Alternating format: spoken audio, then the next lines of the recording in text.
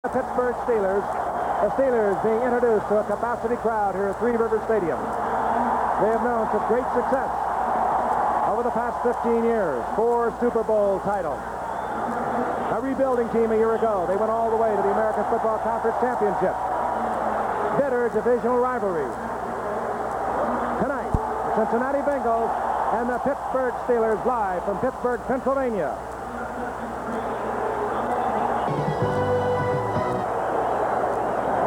Everyone, I'm Frank Gifford, and along with O.J. Simpson and Joe Namath, tonight we're looking forward to an interesting football game. We think a fun football game, the Pittsburgh Steelers and the Cincinnati Bengals. The Steelers are off to a tremendous start. Their rebuilding year wound them up in the AFC Championship game, and they are even better than they were a year ago. They are 2-1 in the season, having lost to Cleveland, but they are the #1 ranked defensive team in the NFL. The Cincinnati Bengals, they are 0-3, and they know that no team has been 0-4 and has ever gone to the playoffs. One team did it at 0-3, and the Cincinnati Bengals figure that they can do it, and they like to get off the snide right here tonight against the Steelers. It will not be easy because the Steelers are notoriously tough right here in Three River Stadium before their own capacity crowd that they have had for 105 consecutive games. And, well, the Cincinnati Bengals have picked a tough team to start with, the #1 ranked Steelers in defense, and they're sending a young quarterback in there, Boomer Esiason, second year from Maryland, the quarterback for the Bengals, and he has to be fluttering just a little bit, Joe. Oh, I know his heart is beating, and he's feeling those butterflies right now. Now, the Pittsburgh Steelers have a fine defense, we know, and they're going to throw all kinds of things at Boomer Esiason. But one thing about Pittsburgh's defense, they played Indianapolis, they played Houston, they played Cleveland. Now, Cleveland's a good football team. Houston so-so, Indianapolis so-so. None of the three have an offense like the Cincinnati Bengals. I think Cincinnati's going to do a heck of a job tonight and win their first football game because they played 3 good football teams in Seattle and San Diego and in St. Louis. I look for Cincinnati, as I said, to win their first game. O.J.? Well, hey, Joe, I would say you went out on the limb on that, but he's right about one thing. Cincinnati has an excellent offense. In their 3 defeats this year, they scored 92 points. But if they're going to win here tonight, they're going to have to play some defense.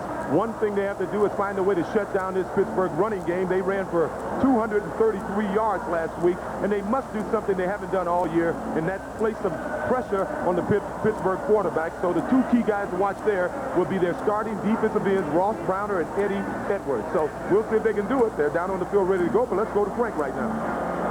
And our ABC Sports exclusive is being brought to you tonight by Nissan, builders of technologically advanced cars and trucks for over 50 years. And by Budweiser, for all you do, this Bud's for you. And by Prestone 2 Antifreeze. America goes with Prestone. Three River Stadium, and outside it is a beautiful Indian summer night. This is from a camera located on a hill across the way from Pittsburgh, a beautiful city that's done so much to rehabilitate themselves. That's Three River Stadium. Perfect night for football, and we are ready to go. The Pittsburgh Steelers have dropped. They will receive the kick from Jim Brandt. That's Rich Ehrenberg, youngster who came up with a 9th-round pick a year ago from Colgate, and he does a little bit of everything for the Steelers. On a 45-man roster, he is invaluable. Freight hangs it high. He's not a deep kicker. Ehrenberg takes it at the 7. Had a little opening, spun away from it, and gets to the outside. Ehrenberg with good running out to the 40-yard line before he's dropped by Leo Barker. The Steelers, Mark Malone, good field position. Malone, of course, now the starter since Midway a year ago.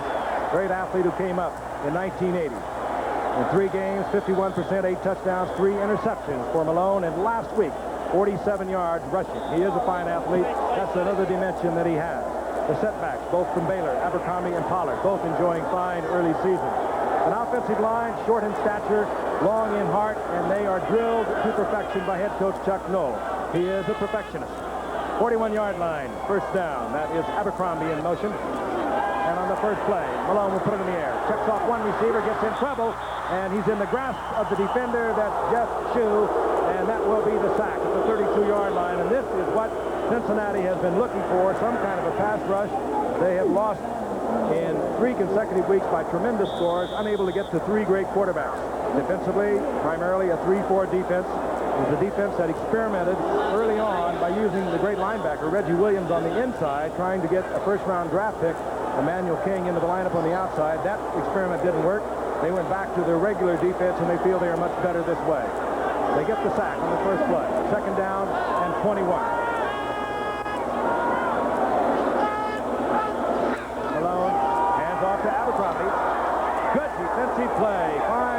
play by the cornerback. The safety coming up, Robert Jackson, leading tackler on this ball club. And there is another loss on the play, and all of a sudden the defense that has been so maligned, O.J., in the first 3 games makes 2 tremendous plays here in the early going. Well, I was down on the field talking to some of the players, and they said they got to put some pressure on the quarterbacks of this Pittsburgh team, and they came at him right away with a blitz. A defense that has given up 113 points in 3 games. Their offense was able to negotiate 92 in those games. They lost all 3 of them to Seattle, St. Louis, and San Diego. But you can't give up 113 points in 3 games and expect to win. Frank Pollard. And the big one out to the 35, close to the 37. Very conservative football, but that is Chuck Noll. He is not going to turn over. These 3 running backs have not given up a fumble. They give up few interceptions. That's the way they're coached. That's the way they're drilled. And consequently, that was why you saw the running play on the 3rd and extremely long yardage. Good return man, Mike Martin drops back. Last year had an average of 15.7 and led the NFL. 15.7 yards by return. He'll get an opportunity from the 14. And Martin is hit hard at the 25-yard line. Let's meet the offensive unit. Boomer Esiason went all the way last week against San Diego. He was 26 of 44, 320 yards, 3 touchdowns, a couple of interceptions in his 2nd year out of the University of Maryland. James Brooks, very versatile in that backfield. Missing tonight the big fullback, Larry Kennebrew, out with a broken hand. One of the biggest offensive lines in all of football. They are enormous. We'll give you some stats on them a little later on. They are huge. 1st and 10, Cincinnati. Esiason in the reverse, all the way around to Collinsworth. He's got it, trying to get the ball deep. Picked off by Eric Williams, who was trying to get the ball to Eddie Brown on the very first play. The Cincinnati Bengals, with razzle-dazzle, have it backfire as Eric Williams comes down with the interception. It was Esiason, Collinsworth, the pass attempt to Eddie Brown. Well, the Pittsburgh Steelers had this play read all the way. Eric Williams and Donnie Shaw are playing a 2-deep zone defense. They're just back there playing center field. Collinsworth should not have thrown the ball. Eddie Brown saw these guys deep, and actually Eddie started to pull up and slow down. Started out as a college quarterback, Chris Collinsworth did, but that's his first pass in the NFL. He'd like to have it back. The Steelers have it back near their own 42-yard line. Abercrombie. And this is a hustling Cincinnati defense. That is the line of scrimmage. It'll be 2nd down and 10. And there is the fine safety, Eric Williams, who roams a lot of territory back there. Was not fooled at all with the play. Stepped right in front of Eddie Brown and picked off Collinsworth's pass. But normally, if a team is totally asleep, you can get away with a play like that. But normally, you have to establish something before you can do that. And it's sort of surprising to see that type of play on 1st down. 2nd down and 10 for the Steelers.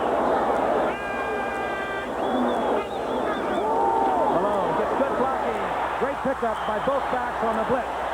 Fires it out to John Stallworth, and Stallworth comes down with his 402nd career reception. But watch the 2 backs, Abercrombie and Pollard, as we first look at John Stallworth. Stallworth just gets inside Horton. That's the major mistake for a cornerback to make, to let a receiver get inside of him on a blitz. He doesn't have any help inside. And it was, again, a Chuck Noll drilled team. The 2 backs, Abercrombie and Pollard, both picked up the blitz. It left Stallworth in a one-on-one with Horton. Pass was perfect on 1st down near the 40-yard line of Cincinnati. Nothing happens on the outside for Pollard, perhaps a yard. It'll be 2nd and 9. Pair of Baylor backs at setbacks. The only 2 starting backs in the NFL from the same college. Walter Abercrombie has 128 yards coming in tonight, and Pollard leading the team with 195 yards. Pollard, of course, replaced the great one, Franco Harris, a year ago and had his best year with 850 yards, while Abercrombie is still looking for a completely healthy season, this being a #1 draft pick back in 1982. 2nd and 9 from the 39-yard line of Cincinnati. Malone tried to get it to Abercrombie, who ordinarily is sure-handed. He does not handle that ball, and Mark Malone had a lot on it. You know, in that situation, a 2nd and 9, Cincinnati's mixing up their defenses quite well up front. They brought Emmanuel King that time from the outside linebacker position. They actually played him as a 4th down lineman, and they brought him in from the left. They're attempting to put pressure on Malone. Cincinnati 0-3. They lost to Seattle. They lost to St. Louis. They lost to San Diego. Pittsburgh, they are 2-1. They beat Indianapolis. They lost to Cleveland. They beat Houston. Third down and 9. Ehrenberg, 24. You got to look at him. He's a good receiver. And Ehrenberg gets the first down to the 35-yard line. And that perhaps is what has been causing the problems for Cincinnati. If you don't pressure the quarterback, you somehow have got to cover them downfield. Ehrenberg wide open. Yeah, you'll see the safety come up. It's Robert Jackson, number 37, to cover him one-on-one. You wonder why this Pittsburgh team hasn't completed a pass to their tight ends all year. Well, the main reason is Ehrenberg really plays the tight end position for this team on third down. The first down is just inside the 25-yard line. Here's Pollard. And Pollard will lose yardage. Shue was there at the bottom. Crumry, Eddie Edwards. Cincinnati's doing a good time overplaying the run right now, forcing them. Look at it. Well, Beaver Valley. Is that right. close, Joe? Beaver Valley. Beaver Falls, 28 miles northwest of here. They're doing a good job of forcing Pittsburgh to throw the ball. Pittsburgh, even in their great years with Lynn Swann and Bradshaw, is basically a running team. 2 weeks ago, we saw him throw the ball 45 times, and that's not a Chuck Noll team. And do they like to go to Louis Lips down close like this?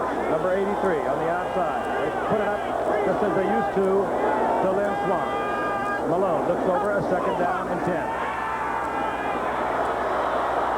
Malone did what he did a week ago in their win over Houston. He ran for 47 yards.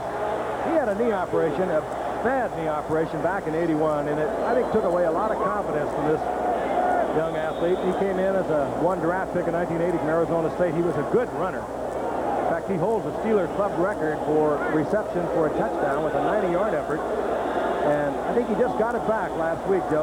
He knows again that he can pick up the yardage when he has to. He is a good runner, but he had torn cruciate, and it took him an entire year to rehabilitate himself. Third down and 1. Rapidly moving first quarter.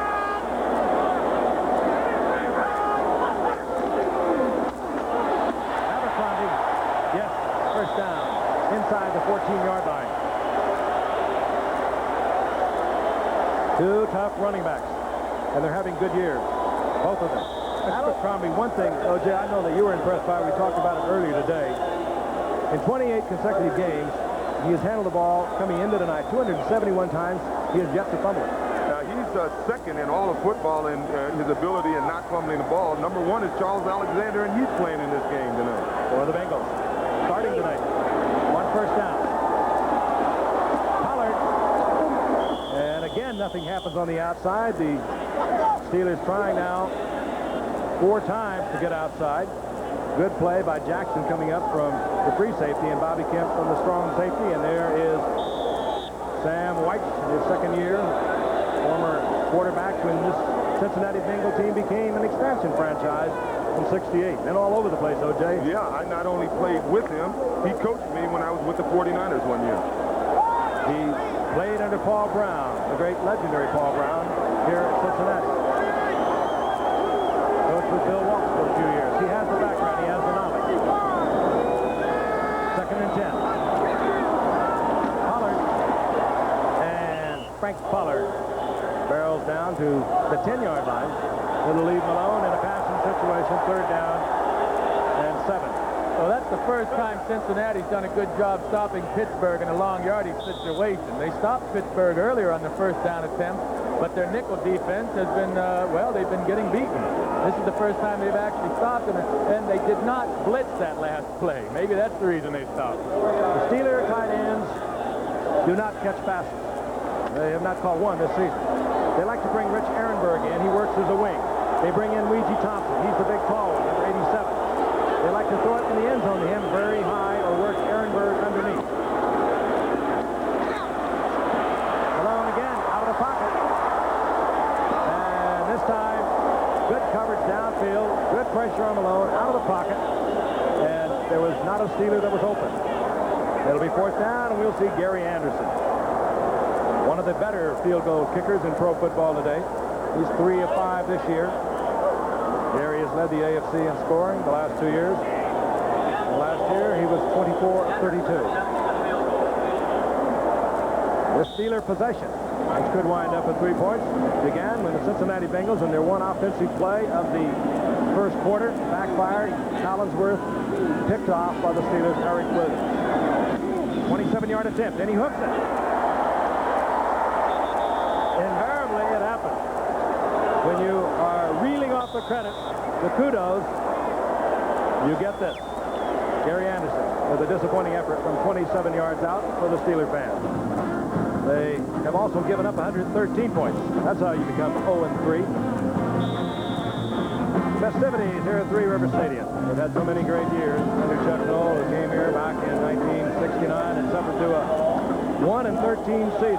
4 years later, had his first unbeaten season, and they have not had a losing season since. The Bengals, following a Gary Anderson missed field goal, have a 1st and 10 at their own 20. Esiason works underneath. He works to Brooks out of the backfield, and Brooks up to the 24-yard line. Gain of 3. It'll be 2nd and 7. And we want to remind you, Saturday on CFA College Football here on ABC, it'll be the Fighting Irish of Notre Dame. The Heisman candidate, Alan Pinkett, will take on an Air Force team that's the 2nd highest scoring team in the nation. Coverage begins live at 3 o'clock Eastern with College Football Today Saturday here on ABC Sports. It'll be from Colorado Springs, my son Jeff's hometown. 2nd down and 7. Pair of tight ends are in now for the Bengals. Dan Ross, recently back from the USFL, and good tight end receivers in there. Wide open, and Esiason gets the ball to Eddie Brown, the 1st round draft pick out of Miami. That could be rather sensational. They seem to feel that way. And they'll bring it back. Dwayne Woodruff was there. Did he hit him out of bounds? There it is. Oh, it looks so close. Sure did. In any event, it's 3rd down and 7. Esiason, that was a good pass. Right between defenders. Esiason tried to work it back into Eddie Brown again. Good coverage on Brown. It'll bring up 4th down, and Cincinnati will punt. Esiason set all kinds of records at the University of Maryland during his career there. Wasn't taken, however, until the 2nd round, the 1st quarterback in the 1984 draft. Here's Rick Woods. They give Louis Lips a bit of a breather from time to time. Louis Lips, who led the league in punt return yardage a year ago, and the great wide receiver, not in there now. It's Rick Woods. They got a flag down. They ran into the punter. That was McAnally, and the flag is down. There's a couple of Steelers went to that ball and collided with McAnally, who's rather cagey, the old veteran, and getting that off and making it look awfully good. That time, he didn't have to make it look good. He got hammered. There's nothing more discouraging for, as we'll take a look at this, it's obviously roughing the punter, but there's nothing more discouraging for a punt returner when he sees 11 guys coming at him, or 10, and he knows it's a penalty, and he's still going to have to take his licks. Bob Coors that did the most damage. Personal foul, running into the kicker, number 99, first down. I'd be a little upset with my man that ran into him if I was on the defensive team. You make a good defensive stand, and then you have someone run into the punter. I think that'd get me a little angry. And the number 1 defense in the league stays on as penalty is marked off. They credited Darrell Sims with the contact with McAnally. As you watch McAnally, you can see he's about a 3.5-step kicker, and a lot of teams try to block it, but he seems to be able to get it off. Cincinnati's 1st down is just inside their own 30-yard line near the 29.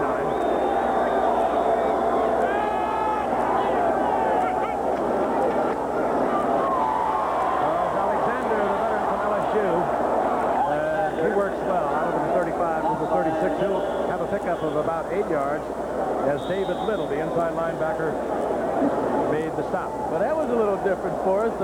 That time Cincinnati played 2 tight ends with Rodney Holman and Dan Ross. So maybe we'll see more of the 2 tight end offense from Cincinnati. Edmund Nelson, you saw in that defensive front 3, has moved back out to the defensive end. That's where he works better. Mark Catano out of Valdosta State is the nose tackle. He's been looking good there. They won't get Gary Dunn, their best lineman, back until probably next week. He has been out with a knee injury. Boomer Esiason was getting in trouble on the clock. He had 1 second. He wanted to avoid the penalty. He used his timeout. That doesn't help at all. We'll be back in a moment. Radio Three Rivers Stadium was not even a dream of this man, Art Rooney, 53 years ago when this franchise was founded. What a remarkable man he has been, and he has meant so much to pro football over the years. He's with us tonight, well into his 80s, still active and vital, and it was great seeing him. Second down and 3 for Cincinnati. Esiason has good athletic ability, and he suffers back at the 10-yard line. Mike Merriweather and Keith Willis. Merriweather, one of the most active and acrobatic linebackers in football. He was back there, and they were like a pair of sheepdogs. Esiason could not find anyone to dump it off to. The loss is 24 yards, much more than perhaps the veteran Kenny Anderson, who's sitting on the bench, probably would have taken, Joe. Yeah, possibly so, but Merriweather's a man that can run, too, and you have to admire Ryerson for his competitive instincts and just wanting to make something happen. The man is trying so hard to get this Cincinnati team going. What he's got himself into is a third down and 27 against the #1 defense in the NFL. All the way back near his 13-yard line. He'll work from the shotgun. Big offensive line in front of him. Had a lot of time. Of course, the Steelers will give him anything they want. Stanford Jennings works it out to about the 24-yard line. A flag is down at the line of scrimmage. And it could be holding against Cincinnati. Indeed, it is holding Cincinnati. Steelers could take the penalty and leave the Bengals with a third down and about 32. You know, I'd take it here. I don't know why they're as shaky as they are right now. I'd back them up even further and make them punt from the hole or possibly get a turnover. Yeah, but this early in the game, the score is 0-0. Take the ball when you can get it. They'll get good field position here. 3rd and 34 with the best defensive team in the league, supposedly. I'd back them up. As we thought might happen, Louis Lips comes on. He had a little bit of a breather. They have him back. Led the AFC in punt returns a year ago, as I mentioned earlier. Set a rookie record for punt return yardage, over 650 yards. He is deadly. He had a 76-yard return a year ago for a touchdown. Bad punt off the side of Pat McAnally's foot, but he does get a bit of a Cincinnati Bengal bounce down close to the 33-yard line. 3:41 remaining here in the first quarter, and there is no score.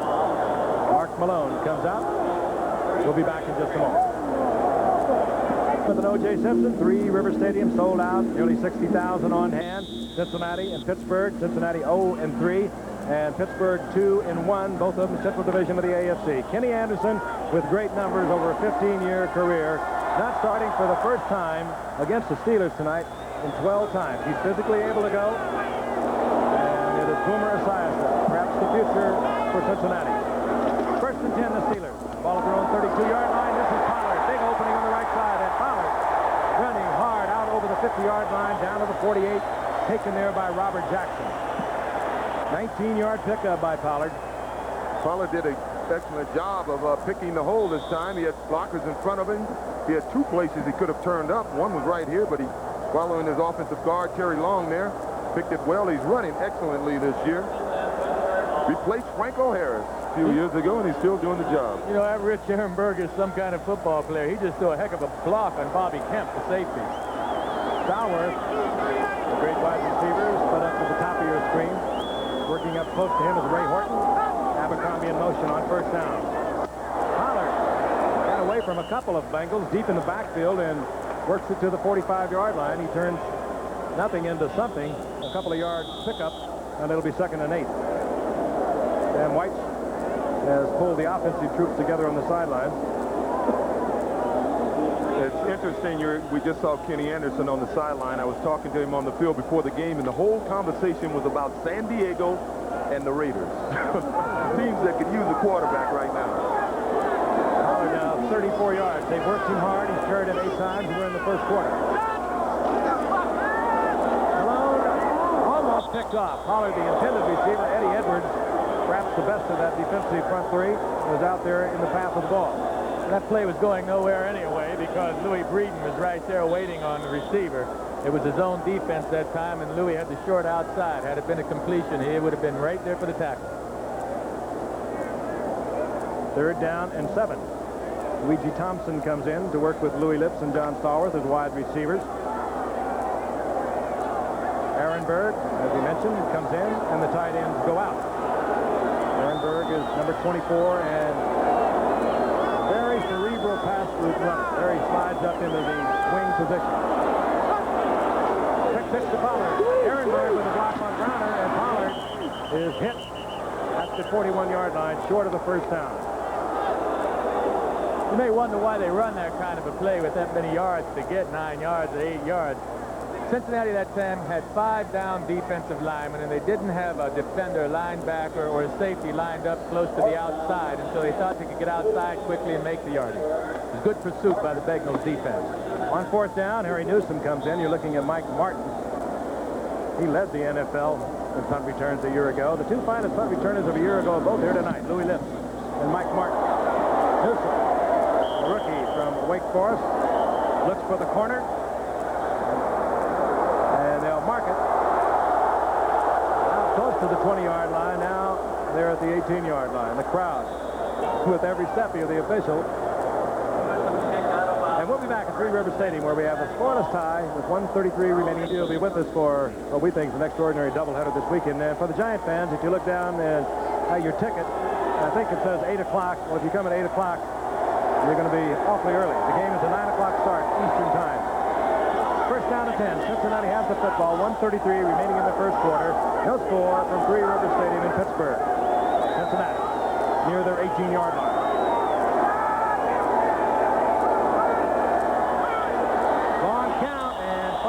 Offside was Mark Catano. I don't believe he was drawn off. It was just a long count by Boomer Esiason. Well, Esiason tried to call an audible. Everyone seemed somewhat confused. Mark Catano, in his second year, has been playing well as nose tackle, well enough to allow them to move Edmund Nelson to the outside. He was just a little eager. You know, Mark Catano, he was an offensive lineman when he came to the Steelers, but they changed him to defense. And John Kolb, their line coach, says that his personality is much better. He's much more suited as a defensive lineman with his kind of personality. He looks like a nose tackle, doesn't he? 5-yard mark off against Catano. First down and 5. The ball near the 23-yard line. Stanford Jennings. And Jennings does good work down the sidelines before he's taken out by the veteran Donnie Shell out over the 40-yard line with the Cincinnati first down. They're shuffling their offensive backs with the loss of Larry Kinnebrew with a broken hand. Brian Blado did an excellent job of pulling and getting out in front of that play. That play really shouldn't have gained any yardage because Pittsburgh had a couple of defenders up there. Woodruff was up there right on the money, but Brian got out there for a good block. Collinsworth is split to the left. Eddie Brown is right. Quick count. First and 10. Esiason trying to get it to Dan Ross. Dan Ross makes the reception for about a 3-yard pickup at the 45-yard line. Dan Ross had some great years for the Cincinnati Bengals before he left to go to the USFL a couple of years ago. In 1979, 80, and 81, he led the Bengals in receptions. And then, you might guess, if a Collinsworth came in 82, and he has been the leading receiver ever since. Well, look at that time of possession. One of the reasons Pittsburgh hasn't been scored on in the first quarter in the last 16 games. Second down and 7. The Bengals at their own 45-yard line. This is James Brooks. Down goes Brooks. Dwayne Woodruff playing it well from the cornerback spot. There's a loss back to the original line of scrimmage. I think we meant to say they have not allowed a touchdown in the last 16 games in the first quarter. They've given up some field goal activity. There's a quick count. Now, Bengals want to do this so the Steelers can't get their specialty people in. That time it worked as this Alexander out over midfield. He's into Steeler territory, and the philosophy behind this is if we go from the line of scrimmage, and the Bengals, I think, are going to do it a lot tonight, you don't have a chance to bring in those specialty players. You can't bring in the fourth down lineman. You can't bring in the 2 extra backs, and that time it paid off. I saw it backfire in the Super Bowl when Don Shula did it against the 49ers, and what the 49ers did from that point on was keep all their best pass defenders in the game, and that's something Miami didn't want. It backfired for Shula and the Dolphins when they left the hotel. 46 27-yard line of the Steelers. The Bengals now beginning to make a move. This is Brooks. And the former Charger. Oh, and he's just tripped up. He could have broken that big, but he gets inside the 35-yard line for another Bengal first down. This is the young man, of course, in the celebrated trade a year ago, came for the big fullback Pete Johnson. Very first good receiver, and it's obviously a good running back. This is an excellent run by Brooks. He picks his way real well. This is a huge offensive line by Cincinnati. Normally they run power plays, but they're running some traps, and they're pulling not only guards but tackles, I noticed, on that play. They're running the football. They like to throw it, however. They have deadly receivers in Collinsworth and the rookie Eddie Brown on the outside. It won't be long, so they'll try to get it to him. Esiason almost picked off. Great play. David Little. And Little went up high, had those hands all wrapped up, couldn't hold on to it. That's the end of the first quarter. No score. We'll be back in a moment. Pennsylvania, the Bengals, and the Pittsburgh Steelers. This ABC Sports exclusive is being brought to you by Nissan, builders of the 34-yard line of the. They have a second down and 10. Some of your locals, I think, have shown up around here, Joe. A lot of signs. Yeah, I thought they were talking about us. Welcoming Joe back to what I guess we could say is nearby to his hometown, Beaver Falls. Homer Esiason, second-year man from Maryland, hands off to Charles Alexander. He works over the left side, runs into a whole lot of Steelers there. He gets perhaps one. They look like they're going to go with this hurry-up offense again. It's third down and long. That ordinarily would be the down that the Steelers would like to bring in the extra defensive backs. Their Steelers are playing with a defense out there now they don't want out there, quite frankly. Science calling the play at the line of scrimmage. Partisan crowd trying to shut him off. Esiason in and out of the hands of Sanford Jennings, the second-year man from Furman. That'll be fourth down. Brian Hinkle, good outside linebacker, doesn't get the credit that Robin Cole and Mike Merriweather get, but he was right back there making it difficult for Esiason to get that ball to Jennings. Jim Breach is on. He is not known as one of your big-footed kickers. His best in his career is 52 yards. This will be less than that. It'll be 50 yards. The holder is Steve Kreider. This is right at the tip of Jim Breach's range.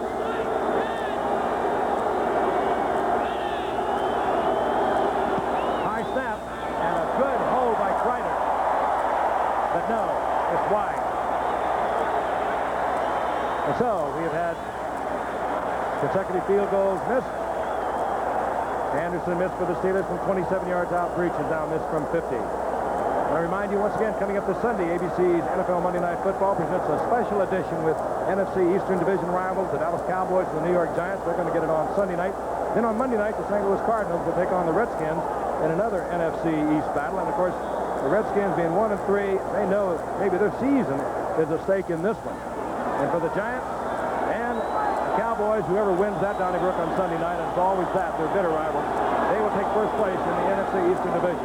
They'll be with us Sunday and Monday night for NFL football here on ABC. On first down, Esiason. Oh, what a great effort. It was Stallworth, and that is vintage Stallworth. The man is in his 12th year, and Malone hung it on a string, and he was able to keep both feet in bounds. Yeah, he threw a strike, Malone did this time. The corner's laid way off here, Ray Horton, and he got no help underneath from his linebacker, Reggie Williams. Stallworth. Every time he catches another pass, it adds to his growing record. Pollard works the middle. Close to Cincinnati territory. Gain of 3. It'll bring up second down and 7. It's interesting about John Stallworth this week reading the paper. He says he's very unhappy with his performance thus far this year, even though he's already caught 14 passes in 3 games. I would be happy with it. I think he felt he's not been catching the ball cleanly, and he dropped a few, which is unlike John Stallworth. Yeah, in Cleveland, we saw him drop a couple in Cleveland. Got a quick look at Chuck Noll. Coaches this Steeler team in the traditional way. They're very basic. They do nothing terribly fancy. They don't make mistakes. And they win a lot. This is Pollard, right side. Works hard. Ball came loose in the crowd there. Pollard collected, spun back to the outside, but they'll mark it where his progress was to the 47-yard line. That was a good hit by Eddie Edwards. And Bobby Kemp came up to help out. A good, solid hit. Third down and 4. And the Steelers are just with their passing specialty group. That means Ouija Thompson, the extra wide receiver number 87, comes in. Rich Ehrenberg replaces the tight end, Darren Nelson. He's number 24, and the second-year man from Colgate, as I've already said, works very well underneath as a receiver. Blitz is on by Cincinnati. Malone had to release it, and he gets it to Ouija Thompson. A lot of cool on the part of Mark Malone. He had a Bengal right in his face. He held it and held it and held it and finally released it to Ouija Thompson, who had gotten away from Jimmy Turner. This actually was a corner blitz. Ray Horton came from the left side all the way outside to get to Malone, late of course, and I see Horton leaving the field with a limp, so he may be injured, but this was a fine pass, a good example of Malone hanging in there and putting the ball where he needed to, and a good comeback by Ouija, or Ouija, excuse me, Ouija. First down is at the 24-yard line of the Bengals. Malone again. A lot of time. Gets it to Stallworth. Stallworth short of the first down, or very close to it. Now they mark it at the 15, a yard short of the first. And even the old veteran of 12 years would go up for one like that. He knew he was going to get pounded. That's what I was going to say, Frank. I bet he'll go back and tell Mark, I'd like to play another year or two. Hey, baby, down around the belt when I'm in there, okay? Second down and 1. Steelers have been down this close once before. The Bengals held and they missed a 27-yard field goal attempt. Still no score early in the second quarter. Malone, that's the pass I talked about to Lips. And Lips comes down with it. He did that last week against Houston. Lynn Swan used to do it over and over. And the youngster in the second year out of Southern Mississippi is really something special. Into tonight, 17 receptions, 5 touchdowns. He's been remarkable already. And a well-placed ball. It was a perfect pass. Actually had the defender turned around just a split second sooner. He had a chance to intercept it. Couldn't throw the ball any better than the last one. Gary Anderson for the conversion.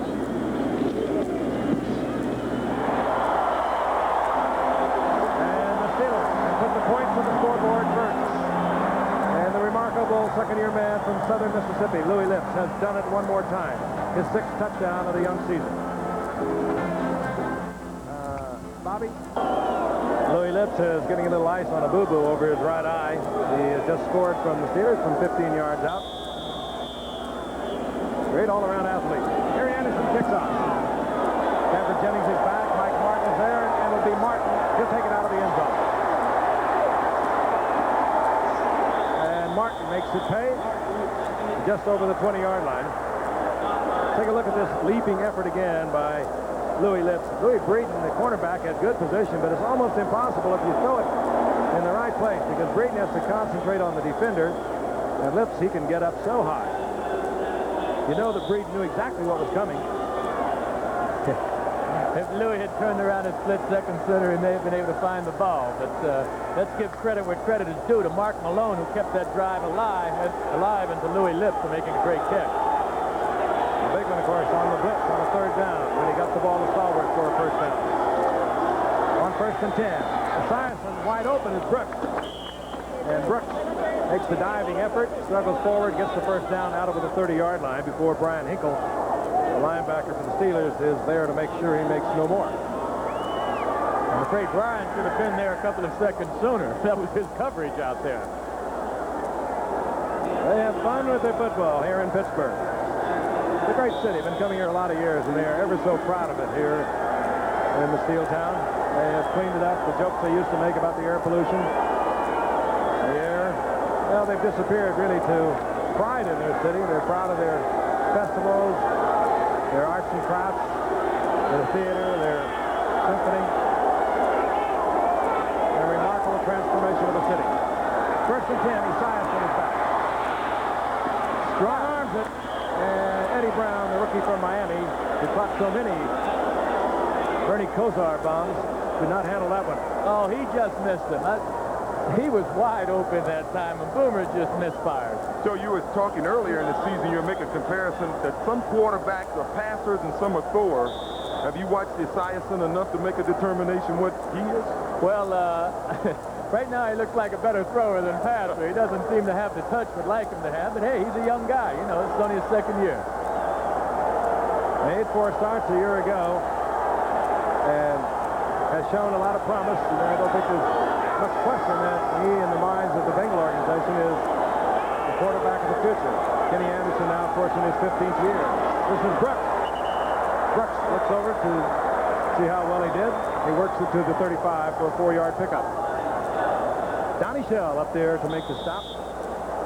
Speaking of veterans, 12 years he's been hammering around out there. Came up as a free agent from South Carolina State. And once again, the Bengals will call the play from the line of scrimmage, trying to keep the Steelers in a defense that they perhaps do not want to be in on 3rd and long.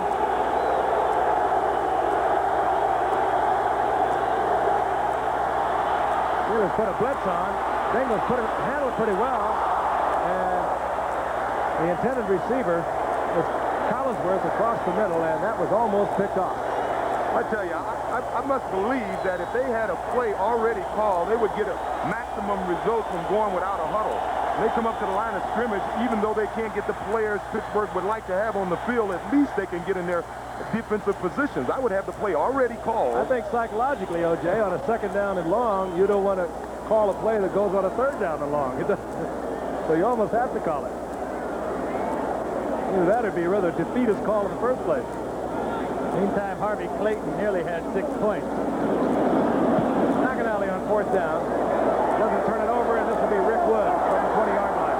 Oh, that's one good block. And nothing doing, however, the outside. And Woods is only able to get to the 23-yard line. But the Steelers will get it back. 1st and 10. 9:20 remaining in the first half, and the Steelers on top. The Cincinnati Bengals live in Pittsburgh. The Pittsburgh Steelers and the Cincinnati Bengals. Stadium opened here in 1970. Started selling it out in 72. That's when Chuck Noll turned things around here, their first winning season. It's been sold out 105 consecutive times since then. Steelers teams have gone to 4 Super Bowls. They've won 4 Super Bowls. The last time they went, 1979. They have a first down at their own 23-yard line. Malone. Frank Pollard. He's been the workhorse on the ground for the Steelers. He gets 4 yards. It'll be 2nd down and 6. Interesting halftime coming up. We have some highlights for you. This great defensive action around the league yesterday. Talk about the giant Dallas Cowboy rivalry that I guess dates back to Tom Landry leaving the Giants when he was coaching there to go down and take over that expansion franchise in 1960. Former teammate of mine and coach of mine. But they really get with it. The Giants winners over them twice last year. And we'll talk to Tony Dorsett. The Steelers, 2nd down and 6. Pollard. It's a block from Abercrombie, and it springs Pollard out over the 35-yard line, but a flag is down. Good block from Abercrombie. And holding call will bring it all back. Collinsworth, he's off to a great year. Last week, that really was remarkable. What a shootout they had. Dan Fouts winning that one. They seesawed back and forth, and finally San Diego winning it 44-41. So they bring back the first down effort by Pollard. They mark it all the way back to the 17-yard line. It was Ray Penny detected holding. Down will remain the same. It's just considerably farther to go. 2nd down at 16. We're going to pause 5 seconds and allow our stations to identify themselves.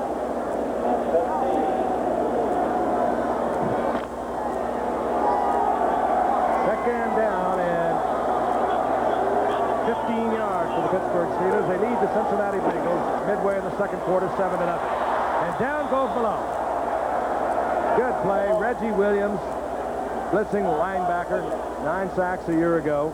He gets in on Malone, and the sack is all the way back inside the 5-yard line. Yeah, well, the reason they got to him is Eddie Edwards and Glenn Collins read the screen pass. They were trying to dump the ball off to the right, and Edwards and Collins both played soft defense, and Malone had nowhere to throw the ball.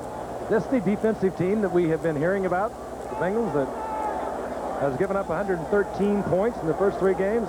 They have been all over the Steelers tonight. Not the offensive team we've heard about either. Third and a bundle. Malone goes with the draw play. Pollard works out to about the 8-yard line. Crowd not liking the call, but Chuck Noll very dependent upon his #1 ranked defense. That's one of those plays a quarterback wants the coach to send in a call. You know, what would you like to run this time, Coach? Because the quarterback really doesn't have one to make 3rd and 30. He's got a fine young punter in Harry Newsom from Wake Forest, averaging over 42 yards an effort. As they look deep to Mike Martin, he's counting to make sure he has 10 helpers on the field. But then Chuck Noll is thinking, I've also got the #1 defense in the NFL into the night. Let's don't put it up in the air. Let's don't turn it over. Let's kick it away. And Newsom gets a lot of altitude on it, and Martin has to call for the fair catch, but the Bengals will be in Pittsburgh territory at the 46-yard line. Great field position now for the Bengals, who trail by 7 with 7:04 remaining in the first half. We'll be right back. It's early in the season, but that's rather impressive. The Steelers having beaten Indianapolis 45-3 in their opener. They lost to Cleveland in a game we brought you a couple of weeks ago, 17-7. And they shut out Houston last week 20-0. They lead the Bengals 7-0, but the Bengals have their best field position, starting field position of the evening. They're inside the 46-yard line. On 1st and 10, they go with Stanford Jennings. And Jennings held for about a yard pickup. On the bottom of that pile will be David Little. Good linebackers on this Steeler defensive team. Merriweather, of course, a Pro Bowler. Last year, 15 sacks he had. Then there's David Little, Larry Little's little brother, if you will. Larry Little, of course, the great Dolphin, coaching down at Bethune-Cookman. And Robert Cole, he was a Pro Bowler. There's a quick look at David. And Brian Hinkle. 2nd down and 8. Esiason changing up again. There's movement. That'll be a 5-yard penalty against Cincinnati. Brian Blados on the left side, raised up into his blocking position. Just a huge offensive line. Procedure, I'm sure, against Brian Blados. When you look at them out there, Munoz, 278, Blados, 295, Remington, 288 at center, 275, Matoya on the right side, Wilson, 271. They look like a row of condominiums.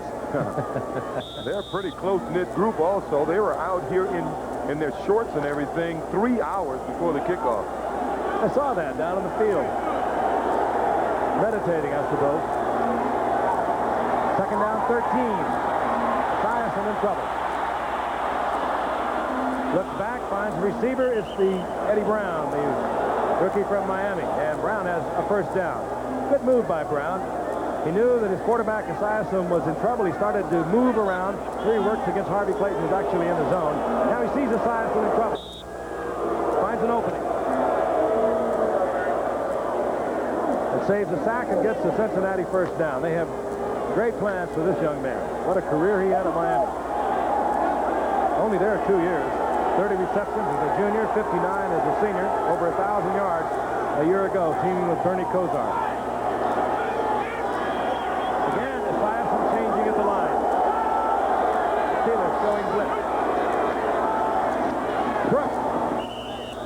To the 30-yard line. He'll get 4 out of that. Seems Boomer settled down a little bit. I like the way he bought some time on that last completion. He seems to be under control at the line of scrimmage.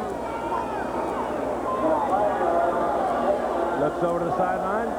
Play is called in. Stanford Jennings comes in to join Charles Alexander as the 2 setbacks for the Bengals. 4:52 and the clock is moving, remaining in the first half. Steelers leading their Central Division rival, the Cincinnati Bengals, 7-0. Jennings. And Jennings is close to another Bengal 1st down at the 25. Merriweather in on that stop with help from Eric Williams. And it looks as though it will be another Bengal first down. Yes, it is. Cincinnati surprises me somewhat. They opened up this game with a double reverse pass. It didn't work, and since that time, they become somewhat conservative. They're normally on first down. They've been going with 2 tight ends, and surprisingly, they're running the ball more effectively than I thought they would. Mike Martin split out to the left. The 2 tight ends remain in for the Bengals. Alexander, perhaps 2 over the left side to bring up 2nd and 8. Alexander is an interesting case. Here's a kid who's 226 pounds, but once he ran a 9-2 100-yard dash, and you would think a guy with that much speed would be a breakaway runner, but he's really a power runner. Former LSU star, All-American, #1 draft pick. Never really turned into what they had planned for him here at Cincinnati. He's very reliable, very steady. Boomer Esiason looks over a 2nd and 8. Gets it out on the flat, and holding on is Jennings. He was bobbling the ball, but he controlled it, and he came down at the 15-yard line, short of the first down, and he was hit by Donnie Shell. He likes to throw to the left, I think, Joe. It opens up a lot easier. Yeah, it opens up a lot easier, but actually, a left-handed quarterback has more strength throwing to his right. The most difficult pass for a left-handed quarterback would be a deep out to the left side, where a right-handed quarterback would be a deep out to the right side. Just short of the first down was Jennings, so it's 3rd down, less than a yard, and you'll hear the crowd. They're Steeler fans. Jennings, he has the first down. He paid dearly for it. He was really whacked. But he had moved it inside the 13-yard line. So the Bengals, and they are in a very conservative mode at the moment. Not trying to get it deep as one might expect to Collinsworth, who had 10 receptions last week against San Diego, or to the speedster Eddie Brown. They've been working underneath. They've been working the line. And with the exception, as O.J. noted a moment ago, that first play with the reverse and Collinsworth throwing the pass that was intercepted, they have been very conservative. They know they are better than an 0-3 team. And they'd like to prove it tonight.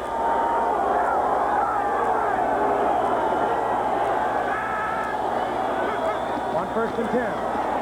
James Brooks. That'll be 6. Easy one. So the patience, the work on the ground pays off for the Bengals, and Brooks pops it in from 14 yards out. Let's take a look at it from the end zone. A little trap play inside. It appears as if Pittsburgh thought it was going to be a play action, and James Brooks, not being a big guy at 5'10", he just sort of slithered through there, and he was all by himself from the 10-yard line in. Mike Wilson did a heck of a job blocking Keith Willis that time. And Max Montoya working against David Little, who's ordinarily very tough against the run. Jim Breach for the conversion to tie it up. It's just under 3 minutes remaining in the first half.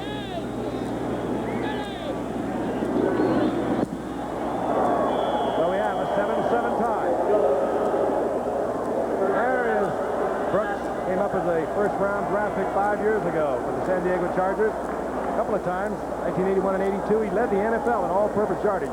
Very versatile. He can do a lot of things, and he's just even things up here at Three River Stadium. A friend of mine, I mentioned the fact that he played under Paul Brown. Traveled around the league pretty good, but he worked with some interesting people. He played under George Allen of Washington, Don Coryell of St. Louis. And then for 4 years, he worked under Bill Walsh, now with the 49ers. And something has got to rub off with all that talent coaching is. Well, at night he looks a little, his offense looks a little like Bill Walsh's offense. They're taking the short passes and they're running the football. Up until now, they were a team that I think forced the ball downfield a little too much, but they averaged 30 points a game. Jim Breach to kick. Ehrenberg is deep for the Steelers. Here's another very versatile athlete, Rich Ehrenberg.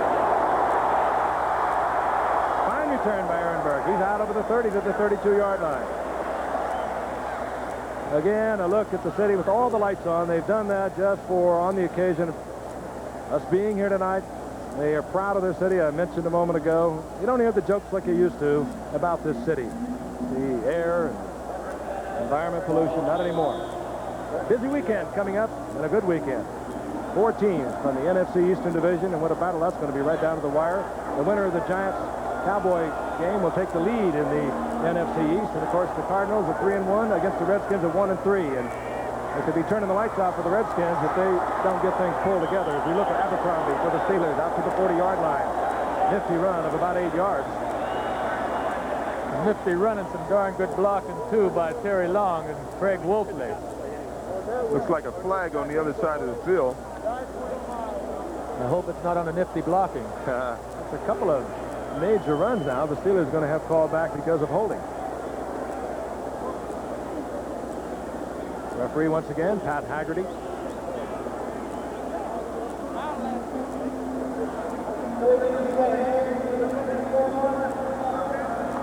Terry Long over in the right guard. That will negate that 8-yard pickup by Abercrombie. The down remains the same, of course, so the Steelers have that first down and 20, the ball near the 22-yard line. Stallworth splits out to the left. Abercrombie takes off one Bengal and works it to the 25-yard line, where it'll be second down and 15. Bobby Kemp there defensively for the Bengals to take Abercrombie out of bounds. Here's a guy who really hasn't gotten much respect over the years. Everyone thought he was going to be a big star in this league, but I think a lot of people don't realize that Pittsburgh is much like the L.A. Raiders in their offense. It's more of a fullback style offense. It's geared to get that fullback open. All those great years Franco Harris had running those counter plays, and if Walter is ever going to be a great back in this league, they're going to have to move him to fullback in this offense. Also, it really is the first year he has been healthy. He's had everything from knees to hangnails. Kept him in and out of the lineup. Second down long. Malone with a cannon, and he fires it complete to Louis Lips, who struggles with what appears close to first down yardage. He had something on that ball. He did. He threw a strike. Cincinnati simply played a zone defense that time, and Louis Lips stayed outside of Bobby Kemp, number 26, to safety. Had Kemp gotten a little wider, he may have been able to break it up. But I have to credit Lips for staying outside here, being able to read the defense and find the open spot. Steelers will not get a play off before the 2-minute warning, which is sounded. So Mark Malone has the Steelers out to his own 42-yard line. He has a first down on Monday. A couple of good games. The Giants and the Cowboys on Sunday. Again, that time will be 9 o'clock. And then we'll be in the nation's capital for Washington and St. Louis on Monday night. Right now, the Steelers have a first down and 10. The ball at their own 42-yard line. The game is tied at 7. The setback is Frank Pollard. Malone will put it up. Stallworth. Boy, there was a collision. Stallworth very slow getting up. Well, we spoke about that a few plays earlier, Frank. He throws the ball relatively high and a little behind John. John really wasn't open on this play, as you can see. Hit by both Jackson and Horton. The 0-3 Bengals. Chuck Noll is not fooled by that. They were 0-5 a year ago. They went on to become an 8-8 team and pursued Pittsburgh right to the NFC title. That's the last game of the season. The Steelers winding up with a 9-7 record.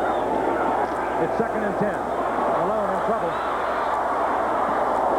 And it's picked off. James Griffin. And Griffin gets the turnover. He's inside the 35-yard line of the Steelers. 1:46 remaining in the first half. The Bengals with a couple of timeouts. Malone got in trouble. He tried to force one in there. I don't think you ever saw James Griffin stepping right in front of the receiver. James came in as a nickel back this time, the 5th defensive back, and Frank, you hit it on the money. He never saw it. Crumry, the nose tackle, was pressuring Malone. So the Bengals, who have been giving up a lot of points and getting a lot of points in their 3 losses thus far in this season, have good field position. 34-yard line of the Steelers. Running by Jennings. He's inside the 30, down close to the 27-yard line. And there is James Griffin. He comes in there as a nickelback.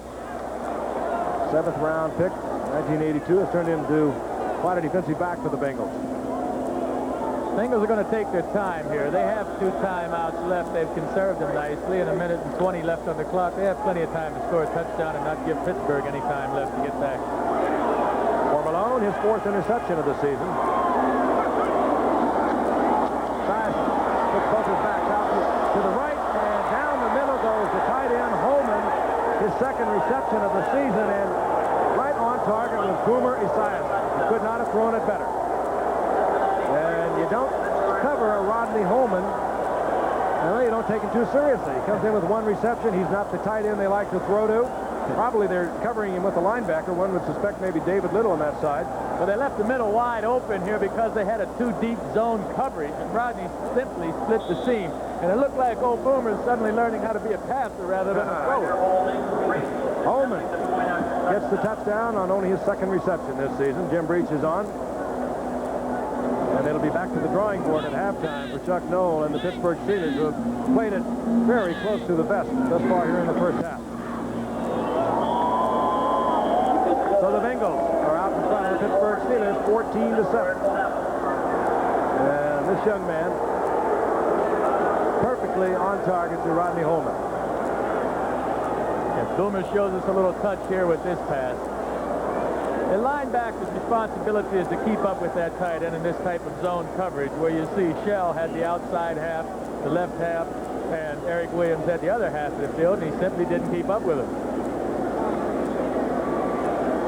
Boomer Esiason, he replaced Schonert in the 2nd game of the season, late in the 2nd game, in a loss to St. Louis. They lost 27-41. And then last week was the starter and the finisher against San Diego. And he threw for over 320 yards in that game and lost the shootout with Dan Fouts. And tonight, he has the Bengals out in front. With 1 minute and 8 seconds remaining in the first half, he has the Bengals on top 14-7. Ehrenberg is back for the Steelers. High and short by Breach. Ehrenberg trying to get it outside. Was nailed there by Carl Sanders. So, Steelers now have 3 timeouts. They're deep in their own territory. And we'll see what sort of strategy Chuck Noll trots out with Mark Malone. Might want to just kind of play it conservative here, go inside. Wouldn't want to give up another 3 or another 7. Maybe Mark Malone just shake it up a little bit right at this point. Yeah, I don't think so, though, Frank. I think they've got enough confidence in Mark to allow him to go ahead and put it up in the air right now. With 3 timeouts, they still have plenty of time to at least get a field goal. A.J. Thompson, the extra receiver, is in the lineup. Ehrenberg is also there in place of the tight end. Ehrenberg, number 24. Thompson is 87. Ehrenberg working from that wing spot, just about like a tight end would. Gets 8 yards. Yeah, but they're wasting a lot of time. Inside 50 seconds. As you can see, the clock ticking away. 2nd down and 2. Malone throws. I don't know who he's trying to get that ball to. Stallworth was there. Louis Lips was there. Malone got it in between them. Hard to please this man. Don't get a lot of smiles out of Chuck Noll, do you? Just get a lot of talent and a lot of brilliance over the years. Now in his 17th season. 3rd and short. A.J. Thompson splits left. Stallworth and Lips up at the top of your screen. A lot of time for Malone. And he fires and completes to Stallworth. Stallworth has the first down now at the 45. The seconds are ticking away, and I think you'll see the Steelers use a timeout. And I think John has got the wind knocked out of him. Well, he did. He turned away from one defender, and he just got hit right in the stomach.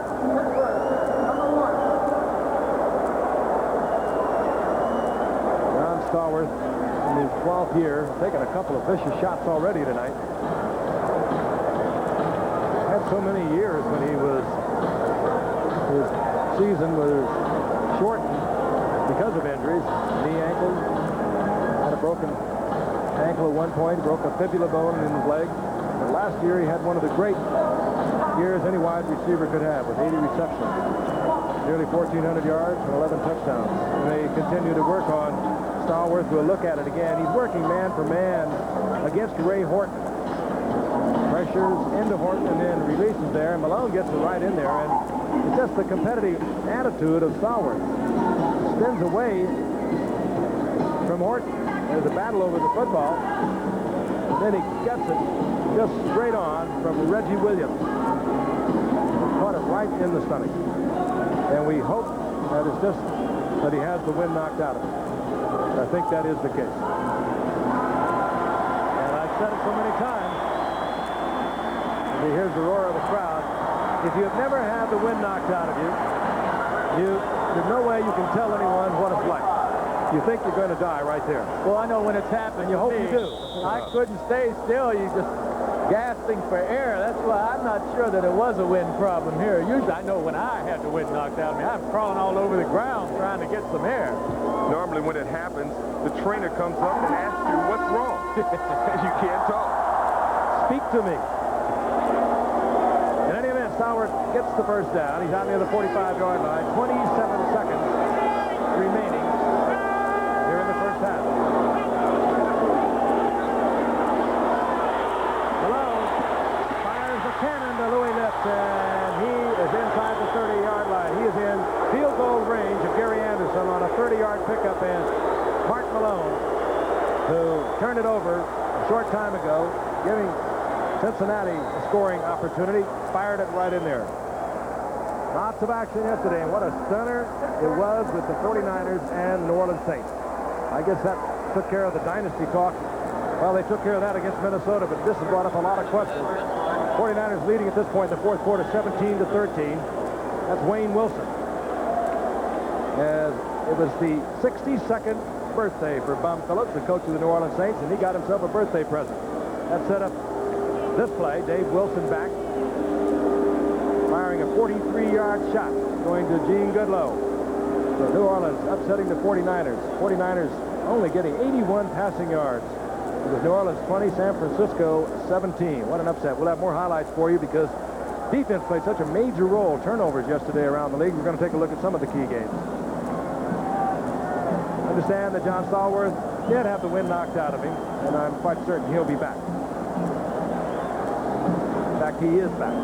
And Mark Malone comes back from a conference with Chuck Noll. You got to look at Gary Anderson a moment ago. He missed from 27 yards out earlier in the game in the first quarter. It's totally inconsistent with his pass. He's a very active field goal kicker, 24 of 32 last year. He has reached it from as far as 55 yards out, so they are well within Anderson's range already. 19 seconds remaining here in the first half, and the Steelers are down to their final timeout. They'll save that for Anderson if they have to.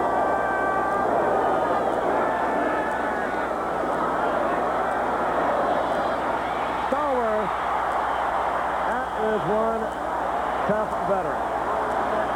He came out 2 plays ago. He gets another Steeler first down, takes another tremendous shot at the 13-yard line. And again, it was from Reggie Williams.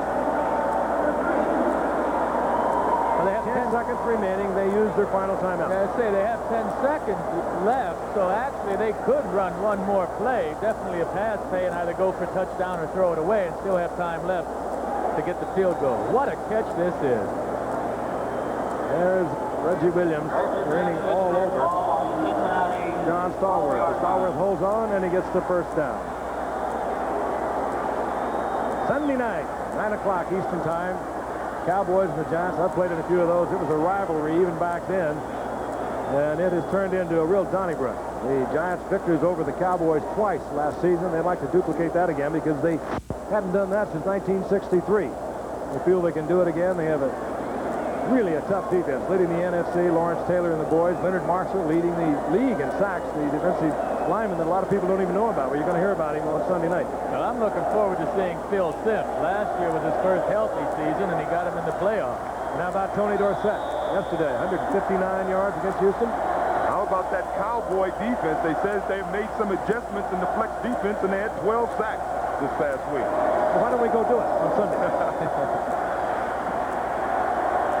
Ball is inside the 13-yard line. Steelers would like to knot it up. Cincinnati leads 14-7. I think they're going to do what name is set. Probably put it in the end zone or throw it away. That's having a lot of confidence in your quarterback. That's what he did. Stops the clock for 6 seconds. You'll now see Gary Anderson, and that's got to do a lot for Mark Malone, knowing that Chuck Noll has that kind of confidence in him. It does. And, you know, Chuck has been high on Mark this whole season and last season, too. It takes a quarterback a little time to develop, get rhythm going. This NFL is not an easy place to play football, and Mark is really only in his second year of playing steadily, so he's improving as he goes along. Gary Anderson, who missed from 27 yards in the first quarter. This will be a 29-yard attempt. Bengals doing what they were unable to do last week against San Diego. That is, keep the opposition out of the end zone. They hold Pittsburgh to 3, and they maintain the lead. With 2 seconds remaining now in the first half. So back there. Anderson not trying to kick this deep, kicked it along the ground. This time, Gary Anderson puts it up in the air. And Mike Martin will bring it back. And the first half becomes history. And with the Bengals, a 4-point leader over the Pittsburgh Steelers. They lead 14-10. Interesting halftime. Back in Pittsburgh with the Cincinnati Bengals over the Pittsburgh Steelers, 14-10. The winless Cincinnati Bengals on my point. Out over the Pittsburgh Steelers. Both of them, of course, Central Division rivalries here in the AFC. Well, it was a fascinating day in the NFL yesterday, and we're going to get that in just a moment. First, we want to tell you our halftime is being brought to you tonight by Computerland with over 800 stores worldwide. And it has, boy, really kind of interesting day in several ways. Number one, the 49ers, again, the dynasty talk ended with their opening season loss to Minnesota, and yesterday brought out a lot of questions. Losing to New Orleans, not that they lost to New Orleans on Bum Phillips' 62nd birthday, but they had 81 yards passing, Joe. That just doesn't figure in the team that was to be the super team for, well, the next 2 or 3 years. No, I haven't been able to figure that out yet. And, of course, New Orleans had people throwing the football on them in the first 2 games. They were throwing it all over the place. But what gets me is the turnovers that are happening around the NFL. So many great defensive plays. And why? One of the reasons because the defensive athletes are so good today. They're big, they're strong, they're fast, and they're just knocking the ball out of the guy's hands. It ever happened to you when you went into a game, if some of the quarterbacks just they really got their egos bruised yesterday around the league. Did it ever happen to you? You have a big game, and then the next game you come out, and all of a sudden you can't do anything right? We had a game where my friend said, Joe, what do you think? We're playing Buffalo. They had a rookie quarterback. They couldn't score. We had the best defense in the league. We couldn't figure out how they'd score. I went to Buffalo, threw 5 interceptions, and 3 of them were run back for touchdowns. We found out how they could score. But the turnovers in this league do mean a lot. The top 7 teams in the league that lead in the takeaway, giveaway category actually have a 23-5 record. And the bottom 7 teams actually have only won 7 games and lost 21. So fumbles, interceptions certainly do hurt you. Boy, and they played such a major role all over the NFL yesterday, and certainly they played a tremendous role in the first game we're going to take a look at tonight, and of course that's New England and the Raiders. Sullivan Stadium, Foxborough, Massachusetts. The New England Patriots had a 3-0 lead in the first quarter, and then the roof fell in. Tony Eason dropping back. He's going to look for Irving Fryer. Instead, he finds Lester Hayes. And Lester Hayes is not a man you want to continue to pick on. They've hurt him the last couple of weeks, but they won't continue to do it. Tough day for Tony Eason. 3 interceptions on the day. He's had 8 for the year already. That's all he had in an entire season a year ago. This time he hands off to Craig James. Now watch, he'll be hit by Brad Van Pelt. The ball is stripped. Rod Martin will get a shot at it, number 53. Reggie McKenzie, number 54. But finally, Lyle Alzado, at the end of this play, big number 77, will get his first NFL touchdown of his long and spectacular career. You wonder, Joe, when everything is going bad for the quarterback, shouldn't they think about getting him out of there and letting him look at it for a while? I think the coaches should think about it. A quarterback should be a great competitor, never want to come out of the game. But a good coach should recognize the need to take his quarterback out and put in a relief pitcher just as they do in baseball. The Raiders defense got 21 points in the 35-20 victory. Kansas City, and it was a nightmare for Dave Craig. As they came into Kansas City, 4 interceptions for Dave Craig. Deron Cherry got 4 interceptions. That tied an NFL record for individual interceptions for a game, but they just had no respect whatsoever for Craig. Well, they say turnabout is fair play. You know, last year Seattle's defense intercepted 6 passes against Kansas City and returned 4 for touchdowns. So Kansas City figured they had a little payback coming. Even Gail Gilbert, who came in for Craig, was able to find Cherry. An NFL record tied yesterday, Kansas City's 5 interceptions. The Astrodome in Houston, Texas, another quarterback's nightmare. And this time it was against a fired-up Dallas defense. Warren Moon, he put up 4 interceptions. The Cowboys had 12 sacks on the day. And I wonder what he felt like today. Well, the best pass defense there is a good rush. I know Warren probably had a tough time getting out of bed today. Here we see Klingstell with his safety blitz. This Cowboy defense is to be reckoned with. They're much better than last season. 12 sacks, a loss of 82 yards. The Giants getting it on with Philadelphia in Philadelphia. They don't like to go down there and play the Eagles. This one is in overtime. Jaworski has come in for Randall Cunningham, the rookie quarterback that injured his ankle. The ball is deflected by Mike Quick and right into the hands of Elvis Patterson. He gets his convoy into the end zone, and the Giants win over the Eagles the way they have so often lost, 16-10. In a tough division. It's always a tough game when the Dallas Cowboys and the New York Giants meet in the NFC Eastern Division. Their coach Tom Landry used to play for the Giants. He used to coach for the Giants. So it's quite a rivalry they have. Danny White is back at quarterback for the Cowboys, firing shots like this to Tony Hill, one of the best deep receivers in the game. And Tony Dorsett is off to a great start this year. Tony rushed for 159 yards yesterday against the Houston Oilers. That's his best performance in 4 years. And they say in Dallas, when Tony is right, the Cowboys' offense is right. And the Cowboys' offense, while it's number 1, will have their hands full against the Giants' number 1 defense in the NFC, headed by Lawrence Taylor. LT and his pals have held their opponents to under 229 yards a game this season, and that's the best in the conference.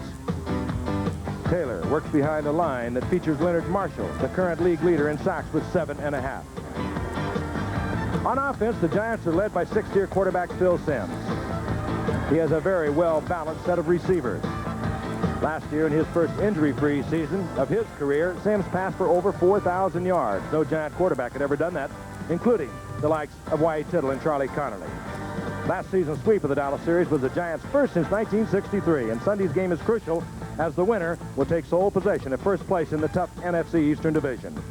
So be sure to join us Sunday at 9 o'clock Eastern Time for this special edition of ABC's NFL Football.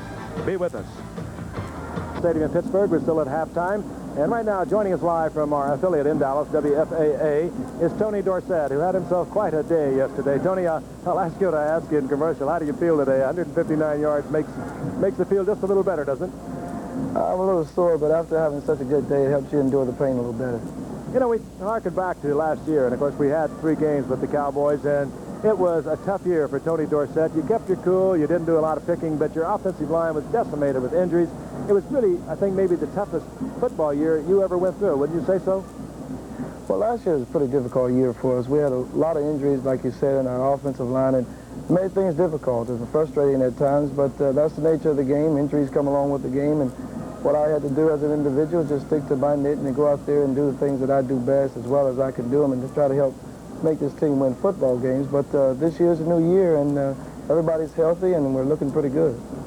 Giants are tough. They got you twice last year and contributed probably to the Dallas Cowboys, even with the off year not being in the playoffs for the first time in 10 years. Tony, let's talk about them for a moment. They have a linebacker named Lawrence Taylor. He does a lot of almost unreal things out there, doesn't he? Tell me a little bit about him. How do you feel about him? I think LT got the right nickname, Superman. He does a lot of things extremely well. Lawrence is a big, strong linebacker, probably one of the best linebackers in the business today. And like I said, he plays with a lot of aggression. I think if there is a weakness, it's running right at Lawrence. Lawrence does quite well pursuing the football. He makes a lot of big plays. And last year, he did some awfully good things against us up there in Giant Stadium that turned the ball game around for them and, of course, put us on a losing track up there. Of course, the defense is pretty well rounded. It's leading the NFC right now.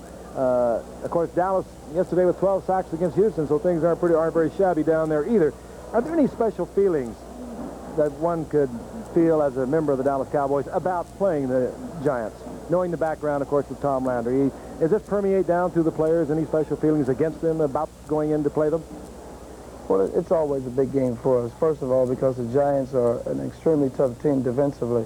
Coach Landry is quite aware that, of course, he had a career up there in New York, and we know that also. But, you know, it's the media capital of the world, of the United States at least. And going into that football game, it's always a big challenge for us offensively because you know, we're going up against one of the best defenses in football, and we as a team, we like to try to get a running game going, and of course they're pretty strong defensively, and they're real strong against the run, so it's going to make for an interesting evening, I think, Sunday night. We're looking forward to it, Tony. We're looking forward to watching you play. We've said it many times, you are really fun to watch. So it's going to be Sunday night. Tony Dorsett and the Dallas Cowboys will be live from Giant Stadium, and we'll be bringing that to you on a doubleheader. It'll be Washington, St. Louis on Monday.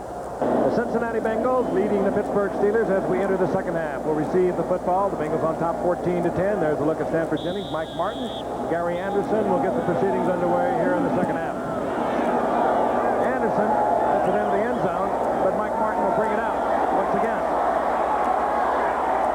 And Martin, with good running, he's out close to the 30-yard line. They'll mark it near the 29. Dave Edwards was there defensively, and here comes Boomer Esiason. He has his team out in front. 7 of 13, 79 yards. He has the one touchdown pass.